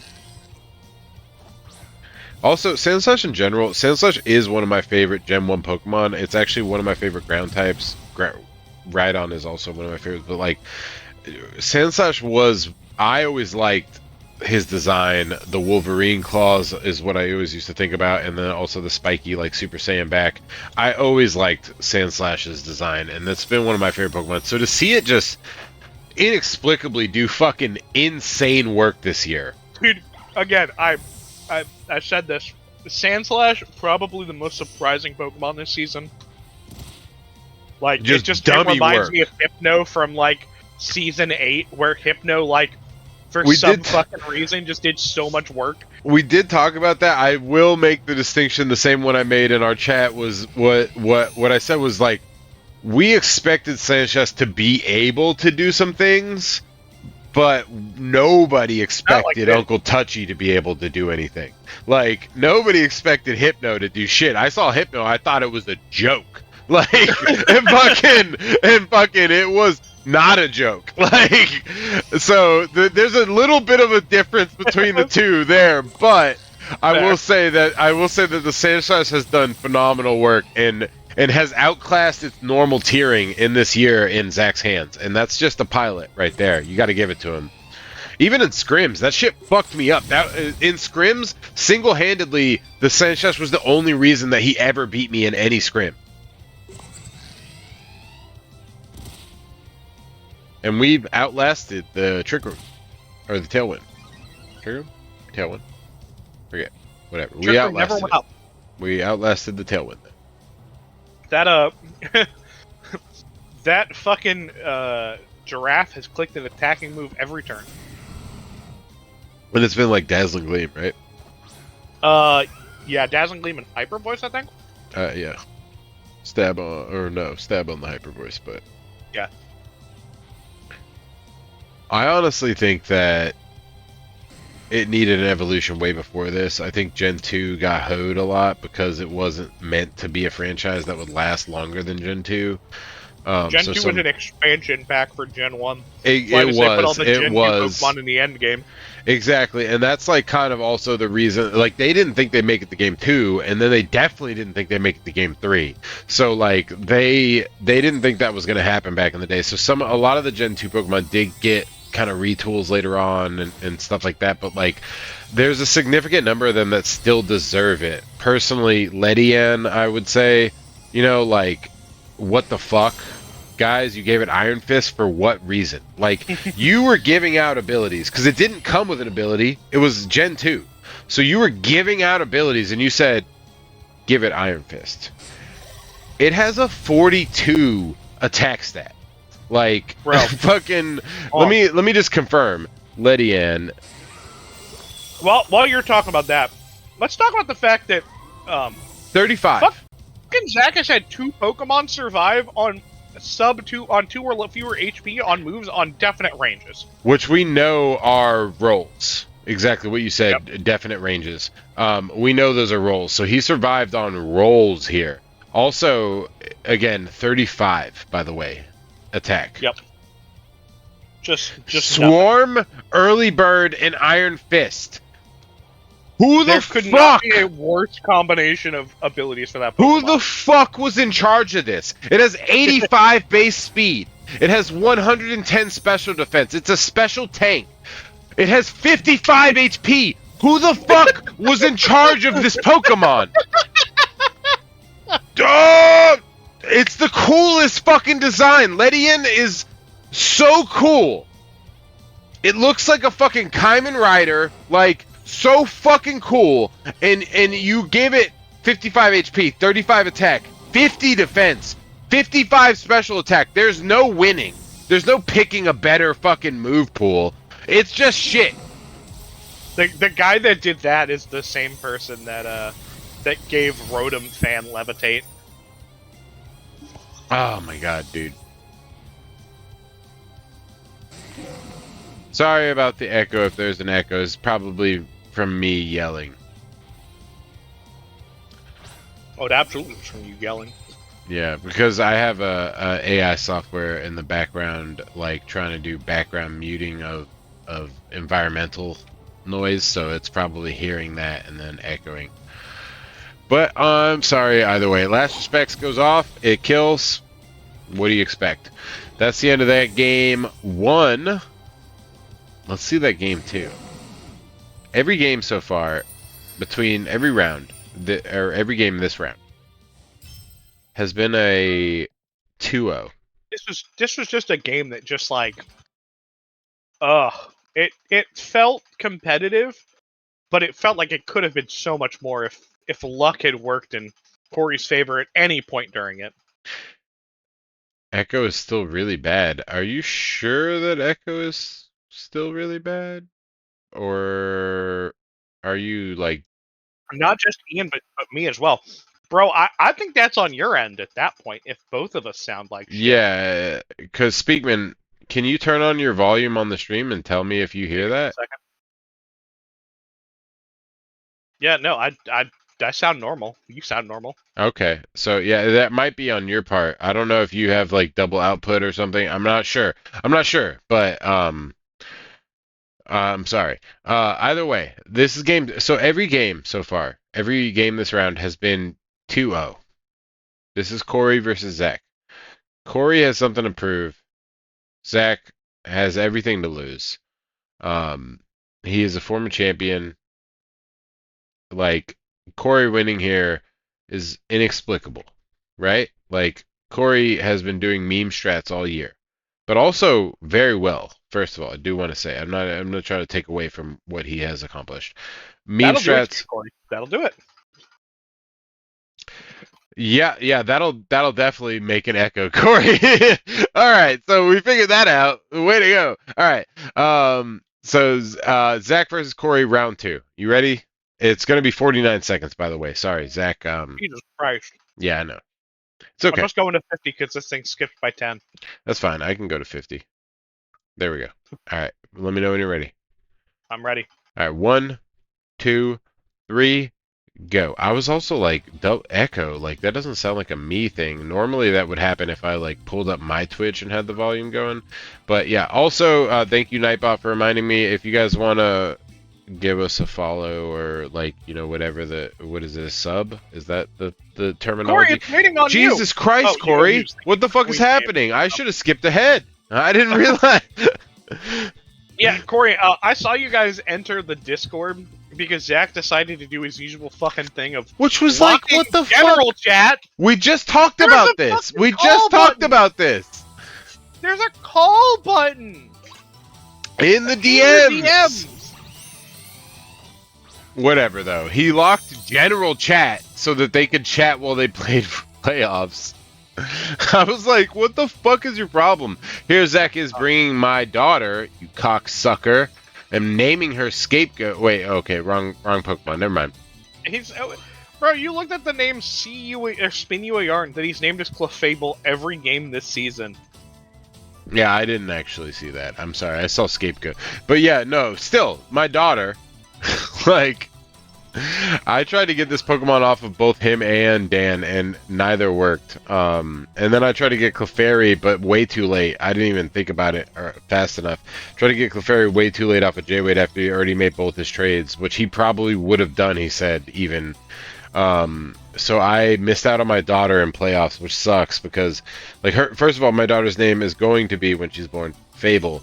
And I have a Clefable thing on my wife's desk for her and stuff like that, and it just sucks because I have a Meowstic named Salem after my son, because Salem is named after Salem from Sabrina and other like witchy things. So it was not. It would have been nice. It would have been nice to have Clefable on the team too, but we didn't get there. What the fuck is your luck in these games? Yeah, what's going What's on? your luck? What's going on? What happened, dog? Did you piss off Game Freak? Did you channel me? Well, I guess if you Yeah. channeled me, you would have beaten. Well, Zach of course we got salty, Corey. He fucking locked general chat. Like, what are you doing, dude? Make a phone call. Like, if you want to have a private conversation, you don't have to do it in public spaces. Like, is Zach that out here trying to be one of those people who like talks on the phone on speakerphone in public, like on public transportation. Yeah, like, hello, no, I'm And gets mad when people- on the monorail. What Like, the fuck was that? it's I'm on the monorail.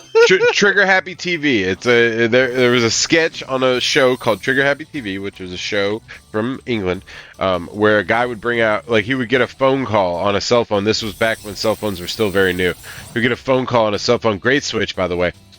He would pull out a gigantic cell phone and be like, "Hello!" and he would just scream into it, like in movie theaters and like on buses and shit. So it was a sketch from Trigger Happy TV. Okay, all right. I Which dig probably nobody fucking knows. It was briefly featured on Comedy Central for a little bit. Deep cut comedy. it. That is in fact a deep cut. Deep cut Euro comedy, even. I'll tell you a deep cut comedy. This Strangers must be with the Candy. game where. Wait, what? Strangers with Candy. It's a show that was on Comedy Central. Also, Upright Citizens. Never mind. Whatever. This game is great. Two. 2 HP again. Zach, who are you blowing at Game Freak? What bro? the fuck was that? Whose cock are you sucking at Game Freak, Zach? It didn't matter. It didn't matter that it lived. But what the fuck? What are you talking about? If it died, he would have done the other attack to the Tyranitar. It did matter. No, the Blizzard would have still. It Oh, would have been single target Blizzard missed. Blizzard at that Blizzard point, missed. but Okay, it's okay. gonna do like barely any difference in damage. Still, regardless, like, what yeah, the fuck? like, Zach? and the Clefairy, like, that's just fucking dumb. That's just so fucking dumb. Alright, so we're on the bright powder here. We've got the Oh god, is this the fucking bright powder? Oh yeah, it is bright powder. we've got the old Sandville one. bright powder. Here we go. Let's try it. He's already been using Blizzard. He's probably gonna miss. Home claws. Fuck it. Set up. Why not? We've This got was bright the powder. idea for the bright powder set was hone claws, because fuck it, what does it matter anyway? He did ask me. He was like, "Home claws does accuracy and attack, right?" I was like, "Yeah." He was like, "All right, bet." Bust off a home claws. Here we go. Try attack. Okay. He didn't use the blizzard. Good to know. Well, the blizzard was the fridge, so. Oh, okay. My bad. In fact, I don't think Porygon Z learns blizzard. I think it only learns ice. No fucking way. I don't think it learns the Porygon Z. I might be I'm wrong. about to find out. About to find out. About to find out. This is why we have fucking Google. Yeah. Porygon Z Smogon. Yep. We're gonna search Blizz. It does learn Blizzard. It's actually one of the first moves. Or not. I'm sorry. Smogon does it alphabetically, so it's the second move down, but it does learn. Okay. I always thought that its coverage was like low. I think it learns all of the like Thunder, Blizzard, and yeah. That wouldn't surprise me. But because it was supposed to be that like tri-attack like in Porygon. Wow. Dude, okay, so the Sandville has made it miss, has made it dodge 1 out of 3. It's time for the meme. Tell me that. Time for the meme. Time for the meme. You tell me that this happened? Oh no. We gotta pull it above layout. Boom. Ah! It's not showing. Oh, there it is. A second blizzard has hit the team. Naked blizzards in a sandstorm, of all things. Does it get an accuracy drop in Sandstorm? No, but it's just 85%. Like, you know, like, and it's in sandstorm. So it's like it's kind of like it doesn't get an accuracy drop, but it would get an accuracy boost in Blizzard. So it just kind of like, yeah, I don't know. It's funny to me. It was funny. It is to very me. funny. And then we'll Zach is now having that. Now, Zach has an advantage in the damage that is currently out, but he's down on Pokemon. Yeah. But he does have the advantage in the fact that he's got, fast as fuck dog and a pseudo legendary. Exactly. And I think Corey has something that's damaged in the back. Corey is just such a... So, one of the things I want to point out, I love how I say the very same thing every time I say stuff like that. Sorry. One of the things that I think is important to note is that Corey doesn't fucking give up, bro. Like, this dude fucking... That is true. This dude keeps going. like every time. Bro, like you can demoralize this motherfucker. It doesn't matter. Like he's still gonna do the best that he can in whatever given situation he's in. And that's what makes him scary. Like, especially a cornered animal is always most dangerous, right? Like, Corey is dangerous right now. He's got 6 Pokemon left. Zach has 3. He might have some damaged Pokemon, but he's got 6 to 3. Yep. And that's the situation that we're in. Yep.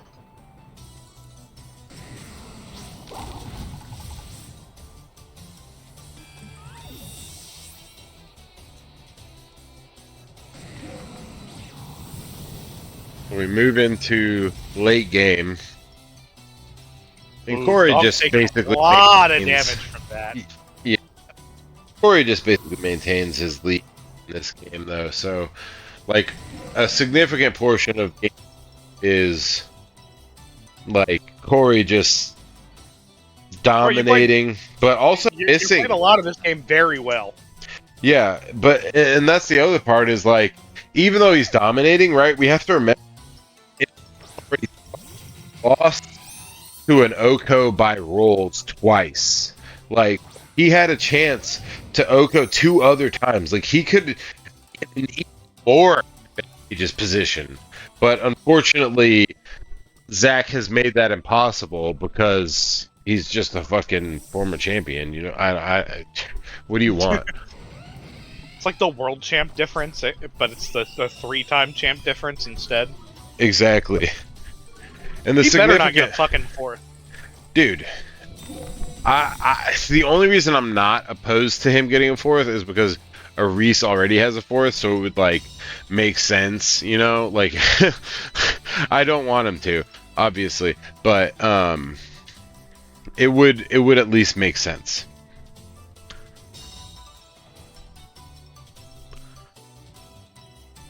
There's still a lot of this game left too for it to be in the position that it's in. Oh yeah, wow, that's crazy. I mean, well, you've got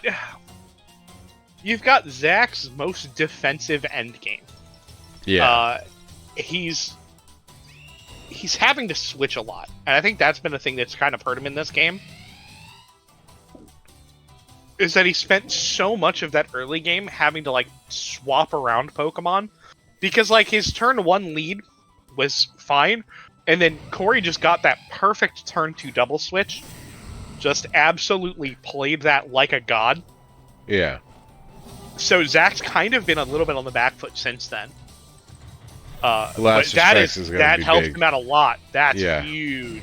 That's a big turnaround. Now, Shadow Claw on the Garchomp, first of all, is a meta call to his matchup, and second of all, like works. Like fucking I it mean, works. he had Shadow Ball on this. He had Shadow Ball on the on Mega, and he had Shadow Claw on this, Shadow Ball on the on Mega, and Shadow Ball on the Rotom, all He just was to answer that dog. Yeah, he was there for the dog. So Now, you can't granted, I say don't know that I would have run Shadow Ball and everything. I think I would have run Dark Pulse as well on things because, Shadow Ball into the normal type is dead. 0 Yeah. damage. Yeah.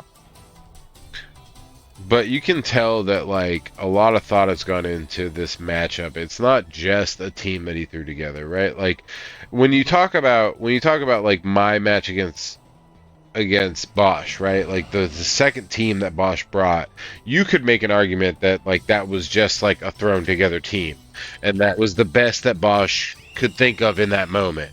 Whereas this team has so much intention behind it. This, Corey, Dark Pulse hits all of the same things as Shadow Ball does, and doesn't have a Pokemon type that it can't hit. oh, I think I'd always bring Dark Pulse over Shadow Ball because Zach has been so heavily reliant on Staraptor in his games. in this, yeah, in the matchup again, yeah. No, not even not in the matchup, just in general. Oh, I mean, Zach has brought Staraptor, I think, 10 weeks out of 12 or something. Like, almost every game of Zach's, he's brought Staraptor. Because Staraptor is really, really good on his team. It allows him to be able to make the switch plays that have been so critical as part of his game plan. Because it allows him to just be like, okay, I can phase, I can... Like, some of the cheekiest shit he was doing with the Alolan Persian during the beginning half of the season. yep. Was just all because, like, oh, hey, I get to switch a lot. Yeah, and that's also like in general one of Zach's specialties is smart switches. So he's good at smart switches, but also like to build a team around an ability to switch, right? Like with intimidate stuff like that. It just adds a whole other layer to that.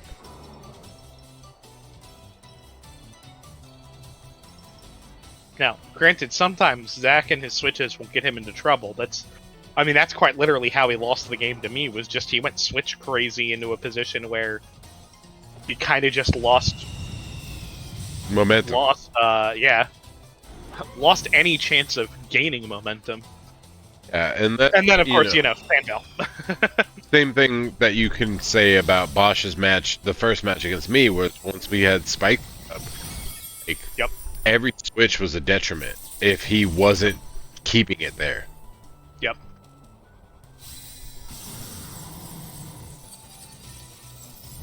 Both players playing this endgame really well. It's just unfortunate that it comes down to an end game of Hippowdon and against Staraptor, because Hippowdon just is so much pressure and so tanky. Yeah, not much Zach you can correctly do. just like trying to eke out what he can by protecting and playing around the potential for fake out. But yeah, this is unfortunately just a position where you kind of can't break this Hippowdon unless Yeah, you this get is an end really game. lucky. But a greatly played game by both players. Yeah, you can't complain about what we got to see. This Oh was a yeah. phenomenal game too. He does get the Yep. kill. Doesn't have a focus Yep. sash. Focus sash would have been broken by the Oh, right, the sand sand. anyway. My bad. My bad.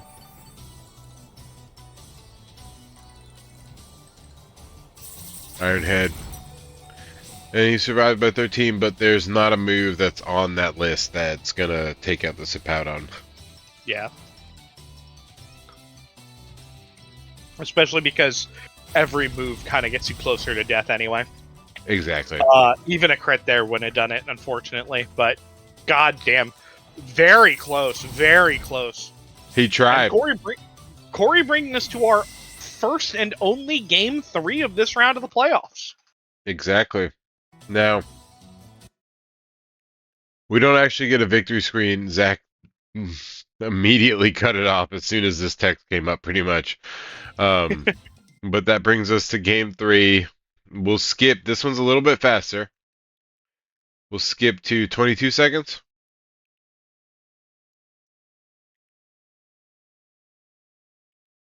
And this is their final game. So, All right, I'm ready. last game of week 1, round 1 of season 10 playoffs. The Let's get first it. time that Zach is bringing Como to one of these games. Yes, also that. So first time he's bringing Como to the game for between these two. So he's serious about it. He wants that choice specs kill. All right, 1, 2, 3, and go. And Corey not bringing sand this game. Going back to a lot closer to what he played in game 1. But he still has the Rotom, so. So let's go Sandforce. Still very, very cool series against these two players. They both played a really good game. Also, they were in the chat for a long ass fucking time. I imagine they chatted for a long time after the match because they were there forever. Zach also spent apparently 20 minutes between each game. What? The fuck? Yeah, Corey said like 20 minutes between rounds. Wow. And he locked fucking General to do it, like a fucking bitch. That's insane. That's insane work. 30 minutes total or 30 minutes between rounds? Like, there's a difference. Corey, you also said these rounds. Dude, that's 2.5 hours to Yeah, play it's an like, hour of Pokemon. yeah. Oh, Ian, you got online during this. I did, yeah. I was playing Dungeon Dice Monsters on fucking the Yu-Gi-Oh! Classic Collection. What a terrible collection. Really What bad, an yeah. absolute terrible fucking collection. Like it's cool. It's really cool that they did it, but also, all of those games are dog shit. So Dungeon Dice Monsters is not bad. I mean it is, but if you play against friends, it's not that bad. But I think that the last one, like 2000, I think it was 2004 championship, like that wasn't that bad because it had like it was basically Goatman. Yeah. So I'm like not gonna that play that on one, my phone. I know, but like for those of us that fucking aren't playing regular people or I mean yeah, you could play it on just a ROM, I guess, but Yeah. I don't know. I just thought it was a cool idea when I got it. And the one thing that actually kind of does suck about it is they have an option to like load in basically the entire card library or dice library. Like they have an option to basically like subvert the entire point of single player in the game. Um, and it's not that great. It is great if you're playing the two-player game against like a friend. Like if I'm playing you, Speakman, and I want to play Yu-Gi-Oh 2004, like unlocking the full like deck list makes sense. But when you unlock it versus like the CPU, it's just like why am I doing this? I'm just like destroying people with I think metas that have been solved. Like so. I think the problem is that the grind to get stuff in these old games is so fucking boring and repetitive. Like, it is. I'm okay with like it taking a while to like do Yeah. everything, I will say you can but get one of every card at the time by just having that code, yep. which is like the coolest part Ooh, that about it for me. Like I used to just like I would put my decks in because a lot of times I didn't even have a fucking play set of cards, so I would put some of my decks into the game by just like redeeming the codes on the bottom of the cards, which I always thought was such a cool aspect of the cards that they had that built in already. And then it sucked. Ultimately, it does suck. yeah. I think my favorite games to play were the ones where you weren't actually playing with like the real versions of cards, and you're playing with like the bastardized version with Yeah, and the type like you're matchups, playing with like like the fucked up like types are the things that are most important in the game for some fucking reason. yeah, like all of a sudden, like just because it's a zombie, it beats spellcasters. Like no matter what, like doesn't matter the attack or effect. Like it just fucking happens. So there are those games also on the collection, which I think is an interesting take too, because those are actually significantly difficult games. I don't know if you Oh, ever dude. played any of those, like growing up, but like to try. Here we go with the Terra. He did unnecessary Terra kill, but he got it and he critted. Totally unnecessary crit. But yeah, like being able to like play those games, like to beat those games back in the day was so hard because like they could just drop a fucking card that would just shit on your best card, and it would be like the worst card. Like, So I used to speedrun the Sacred Guards. oh boy. That game is so fucking bad. If But there's literally like you can beat like every battle in the game with like 700 stat cards.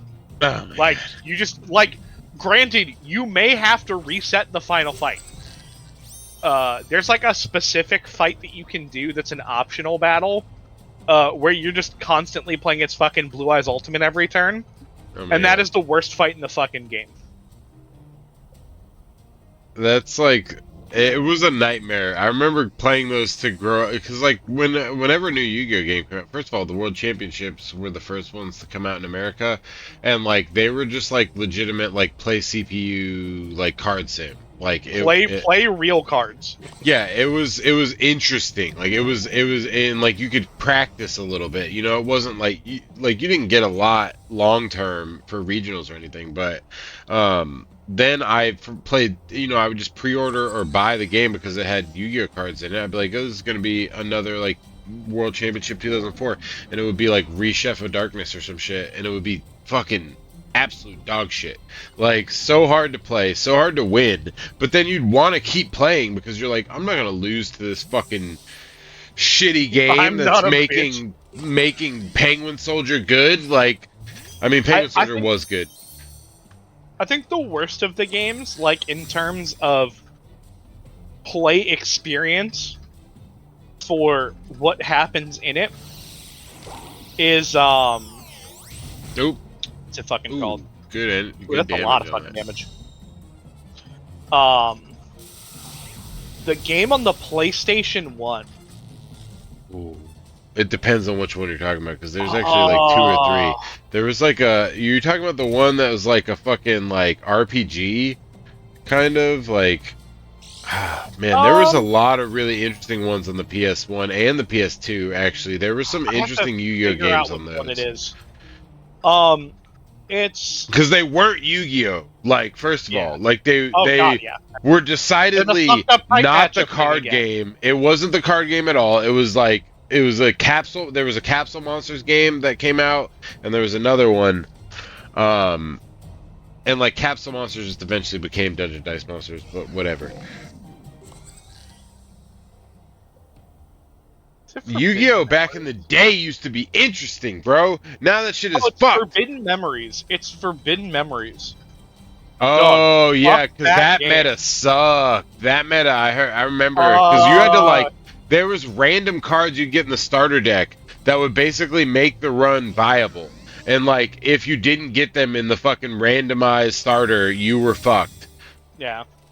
On top of that, like, so that's back when the games focused around you just like would fuse fucking monsters Oh yeah, constantly. Uh, Twin-headed Thunder Dragon was yeah, huge. Meteor Black Dragon was just a card your opponent would just throw down on turn one and you'd lose the game instantly. Yep. Because, hey, you don't have access to the fusion materials to summon that card for a very long time. For some Yep. fucking reason. Yeah, that game was fucked up. I actually saw a speed run of that, or like one of like recently where they were like, things have to basically work out perfectly for you. Like, Oh, dude. There's a collect all cards speed run for that oh my game. god, It's 900 hours. what the fuck? 900 Yeah. hours? 900 Somebody spent hours. 900 hours on that? Okay, figure out what you're doing, Zach. We got 900 hours of Yu-Gi-Oh to watch. What the fuck are you talking about? 900 hours, dude. What? Dude, do something, Zach. What the fuck is happening, bro? Yeah, it's a speed run that's significantly longer than watching all of One Piece. That's insane to me. Cause like having watched all of One Piece over the course of like 3 years at my job, like that was not a light undertaking. I would say upwards of 3-4 hours a day at my job, like between calls, watching One Piece. I think it's exact like 4 or 5 months to watch all of One Piece when COVID started. Yeah, but that was, Hey, he missed a blizzard. hey, Mr. Blizzard, that was when COVID started, bro. Like, Yeah, he was off, bro. Like, he know. had the time. You know what I mean? I was Like, there. we all fucking had the time back then. All right, the flamethrower is gonna fucking take out the energy star, and that's it for that. Good job, Clefable. I'm proud of you. One day you'll be mine again. I've Dude, had that Clefable a blizzard lot too. miss So makes it so the Tyranitar lives. Crazy. RNG for Corey again. Just not now. It's not working in his favor. That's what happens when we don't click 100% accuracy moves. We got the special attack boost. Way to go, buddy. That's He fucking crazy that we got the spec. special. Oh wait, he doesn't have the special defense boost because he's not a rock type, Yep. right? But it's currently 5-2. That's not a bad 5-2 because Zach's Pokemon are very much all damaged, but oh, Ooh, never mind. nope. 3 of them are at full health. Yeah, no, he's Nope. good to go. Mm. He got this. That's rough, buddy. So Zach basically just has to play like not an idiot. What do we He tear at? could significantly lose some advantage here if he were to lose like both his Pokemon real quick. But let's see if that happens. Try Questionable. attack. Okay. Okay. Does he not learn Hyper Voice for some reason? That is also a concern I'd like to talk to Game Freak about. We can let other things happen, but not that. Okay, so we got the double kill. Alright. So we have a turnaround here. It's 3-2 now instead of the 5-2 that it just was. both Pokemon are full health, and we had well, we're about to take some sand damage. Sorry, and we just got the speed boost. So like we're in a not terra bad position. We're at +1 Um, special attack too, but yeah. we have How many turns of sand do we have left? Is the question. enough to where gotta go fast is still potentially a problem. That's the issue here. Now, if we have one turn of sand left, we can double protect and try to turn this thing around. But I don't see the score. We're probably not going to see it. Zach probably knows what it is, but won't look at it because he already knows what it is. But I would imagine it's more than one turn. So double protect is not going to turn this thing around. I think it is one turn. I might be wrong. No, I think it's more actually. I'm wrong. Here we go. But we live. We die. Live and we Yeah, I'm die. honestly shocked we offensively terrored the Porygon there instead of defensively terroring the Yanmega. Could have been a deciding The factor. focus sash matters. The focus sash sand slash. Way to go.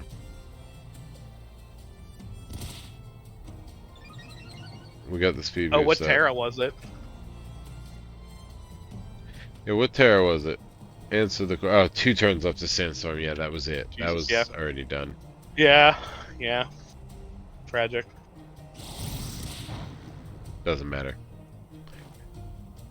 Doesn't matter. Yeah, that's already done.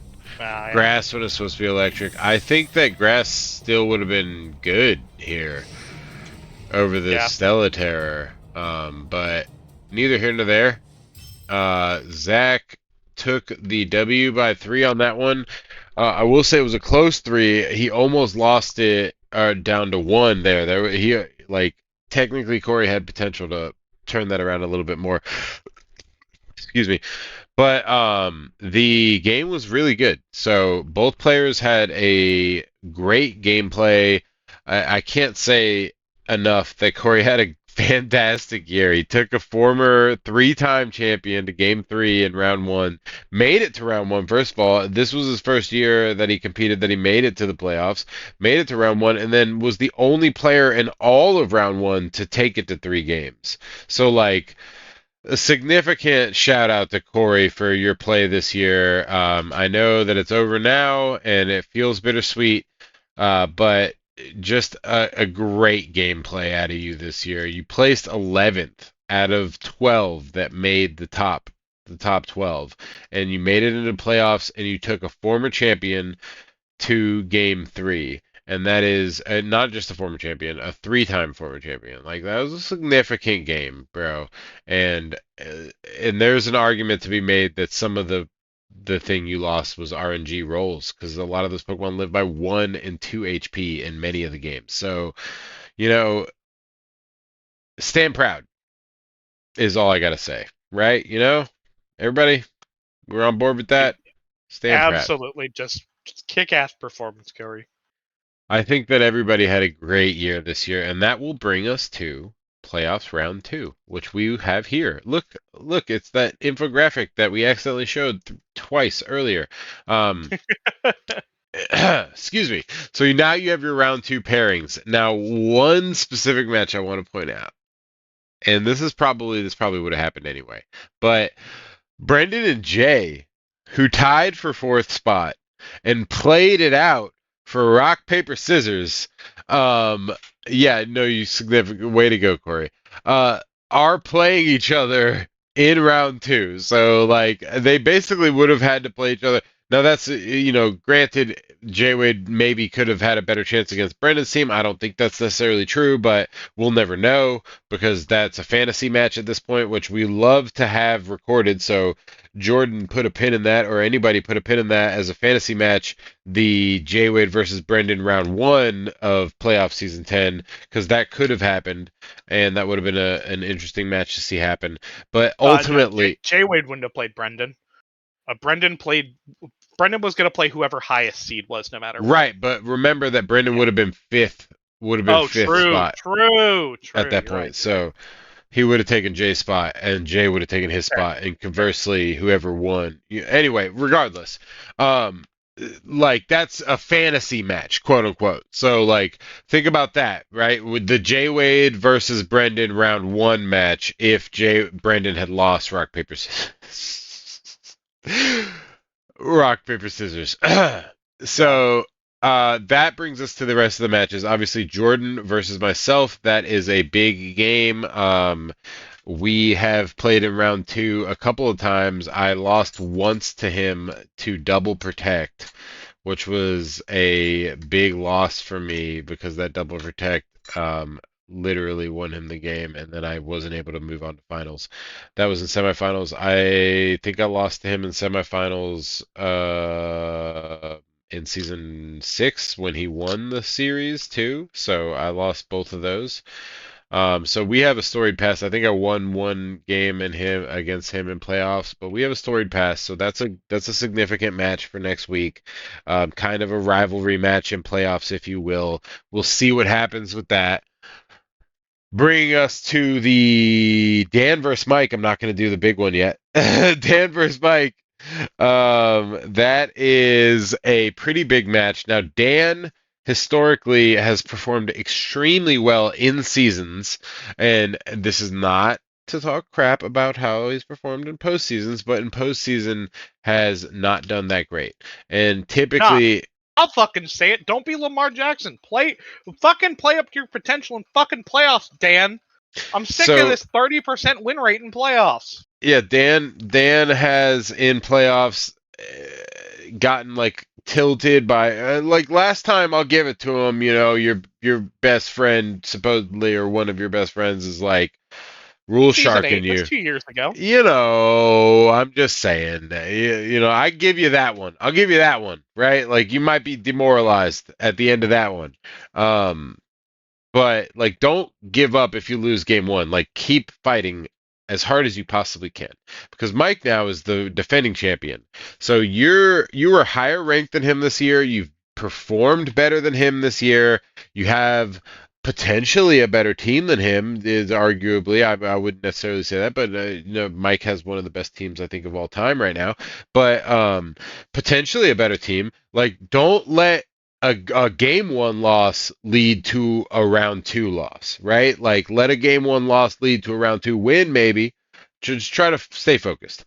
Um, and that's all I have to say about that one. But the I think the title card match of next week, and I hope that this goes to 3 games because it just fucking has to, is a Reese versus Zach, right? So we've never seen them play in round two typically, and it was about to be Mike versus a Reese.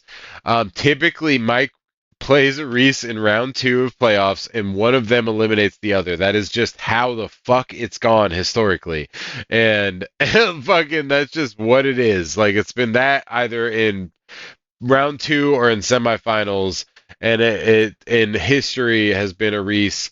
But Mike did win that last year, and then was able to make his final championship this last year. So basically, what we're staring down the barrel of here is we have a 3-time champ versus a 4-time champ, guaranteed elimination of a former champion next week. All right. Also, round two, all the players in round two are the top 8 players historically. So historically speaking, if you were to look at the rankings and go down the list of the top 8 players, all of those players are currently in round two of this. So, like, you can see how there's an experience factor in round, right? And then outside of that, there are 4 former champions in the playoff brackets, 3 of whom are in the same bracket side. And that would be the Aris, Zach, Dan, Mike. So Aris, Zach, and Mike are all former champions. Immediately speaking, next week, Aris or Zach will be eliminated. That's just gonna happen. So a former champion will be eliminated in that round. Potentially, Mike could be eliminated, and potentially Jordan could be eliminated by me.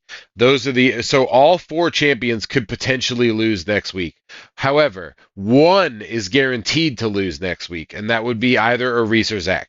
Them moving on would play either Dan or Mike. Now, if Mike wins, he will either have a defense of his title against his brother or a defense of his title against Zach. And historically speaking, he has played Zach in the finals the most and has lost to Zach. So that would be a really interesting match. And then also has every time he's played his brother in playoffs outside of one game, which was the one that preceded his win, he's lost to his brother. So that's like an uphill battle for him, even if Mike wins, right? Either side comes out is still an uphill battle, but his team is just so immaculate this year.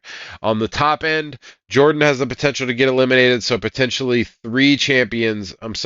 Potentially three champions could be eliminated next week if I'm able to perform against Jordan, who has a advantage over me historically in playoffs.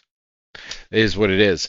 And then Brendan versus Jay. That's a huge match as well. Obviously, that was the match that we should have got when we had the rock paper scissors, right? So that's an interesting match. Every game next week is very interesting. I'm excited to see. What about you, Speakman? I'm a little bit sad that we may not get a recording for Dan versus Mike. Yeah, that does Uh, suck. if Dan had a computer capable of doing it, like a laptop or something, I would lend him my capture card. So I, You, maybe we'll try and figure something out. Maybe see if like Zach can go over well, I would some shit. say, like, yeah, I don't know what the deal is, but like Zach, a Reese can record him and Zach's match, like Zach records Yeah. on his laptop. I don't know what arrangements can be made, but it would be certainly nice to have all four matches recorded. Now that would be a nightmare if all four matches went to 3 rounds, Uh, obviously. But I have nothing to do the next day. yeah, I fucking do, buddy. But but no, that would I have a be family and a regular job. but yeah, no, so that would be interesting. I would be very upset if you know there was a potential that something could be done and we didn't do it. So reach out to each other, see if you can make that work. Even Brendan, maybe Dan comes over Brendan's house or something. I don't know. Speakman, but whatever. Like if you guys could figure that out, that would be excellent because I know Mike's not going to record it. No offense, Mike. I just know that he's not. So it has to be That's Dan fair. somehow. It just has to be Dan somehow, and I would hope that that happens. But we are guaranteed at least the Brendan J, the Jordan me, and the Reese Every Zach. other game for the rest of playoffs is guaranteed to be recorded. It's just that the only two people who can't record their games are playing against each other. Yeah. So just happen to spread out that way. We'll see you guys for round two next week on the 18th of May. Leading into semifinals. We will see you guys there, and I am so proud of everybody that's come this far. I'm proud of everybody that's in round two. I'm proud of everybody that's lost and is eliminated. I think that everybody has done a great job this year. I'm very proud of you all, and as always, thank you, Speakman, for joining me for commentary. Always a pleasure. And I will see you guys next week for PLC Season 10 Playoffs Round 2, and we will see who goes to semifinals. Peace out.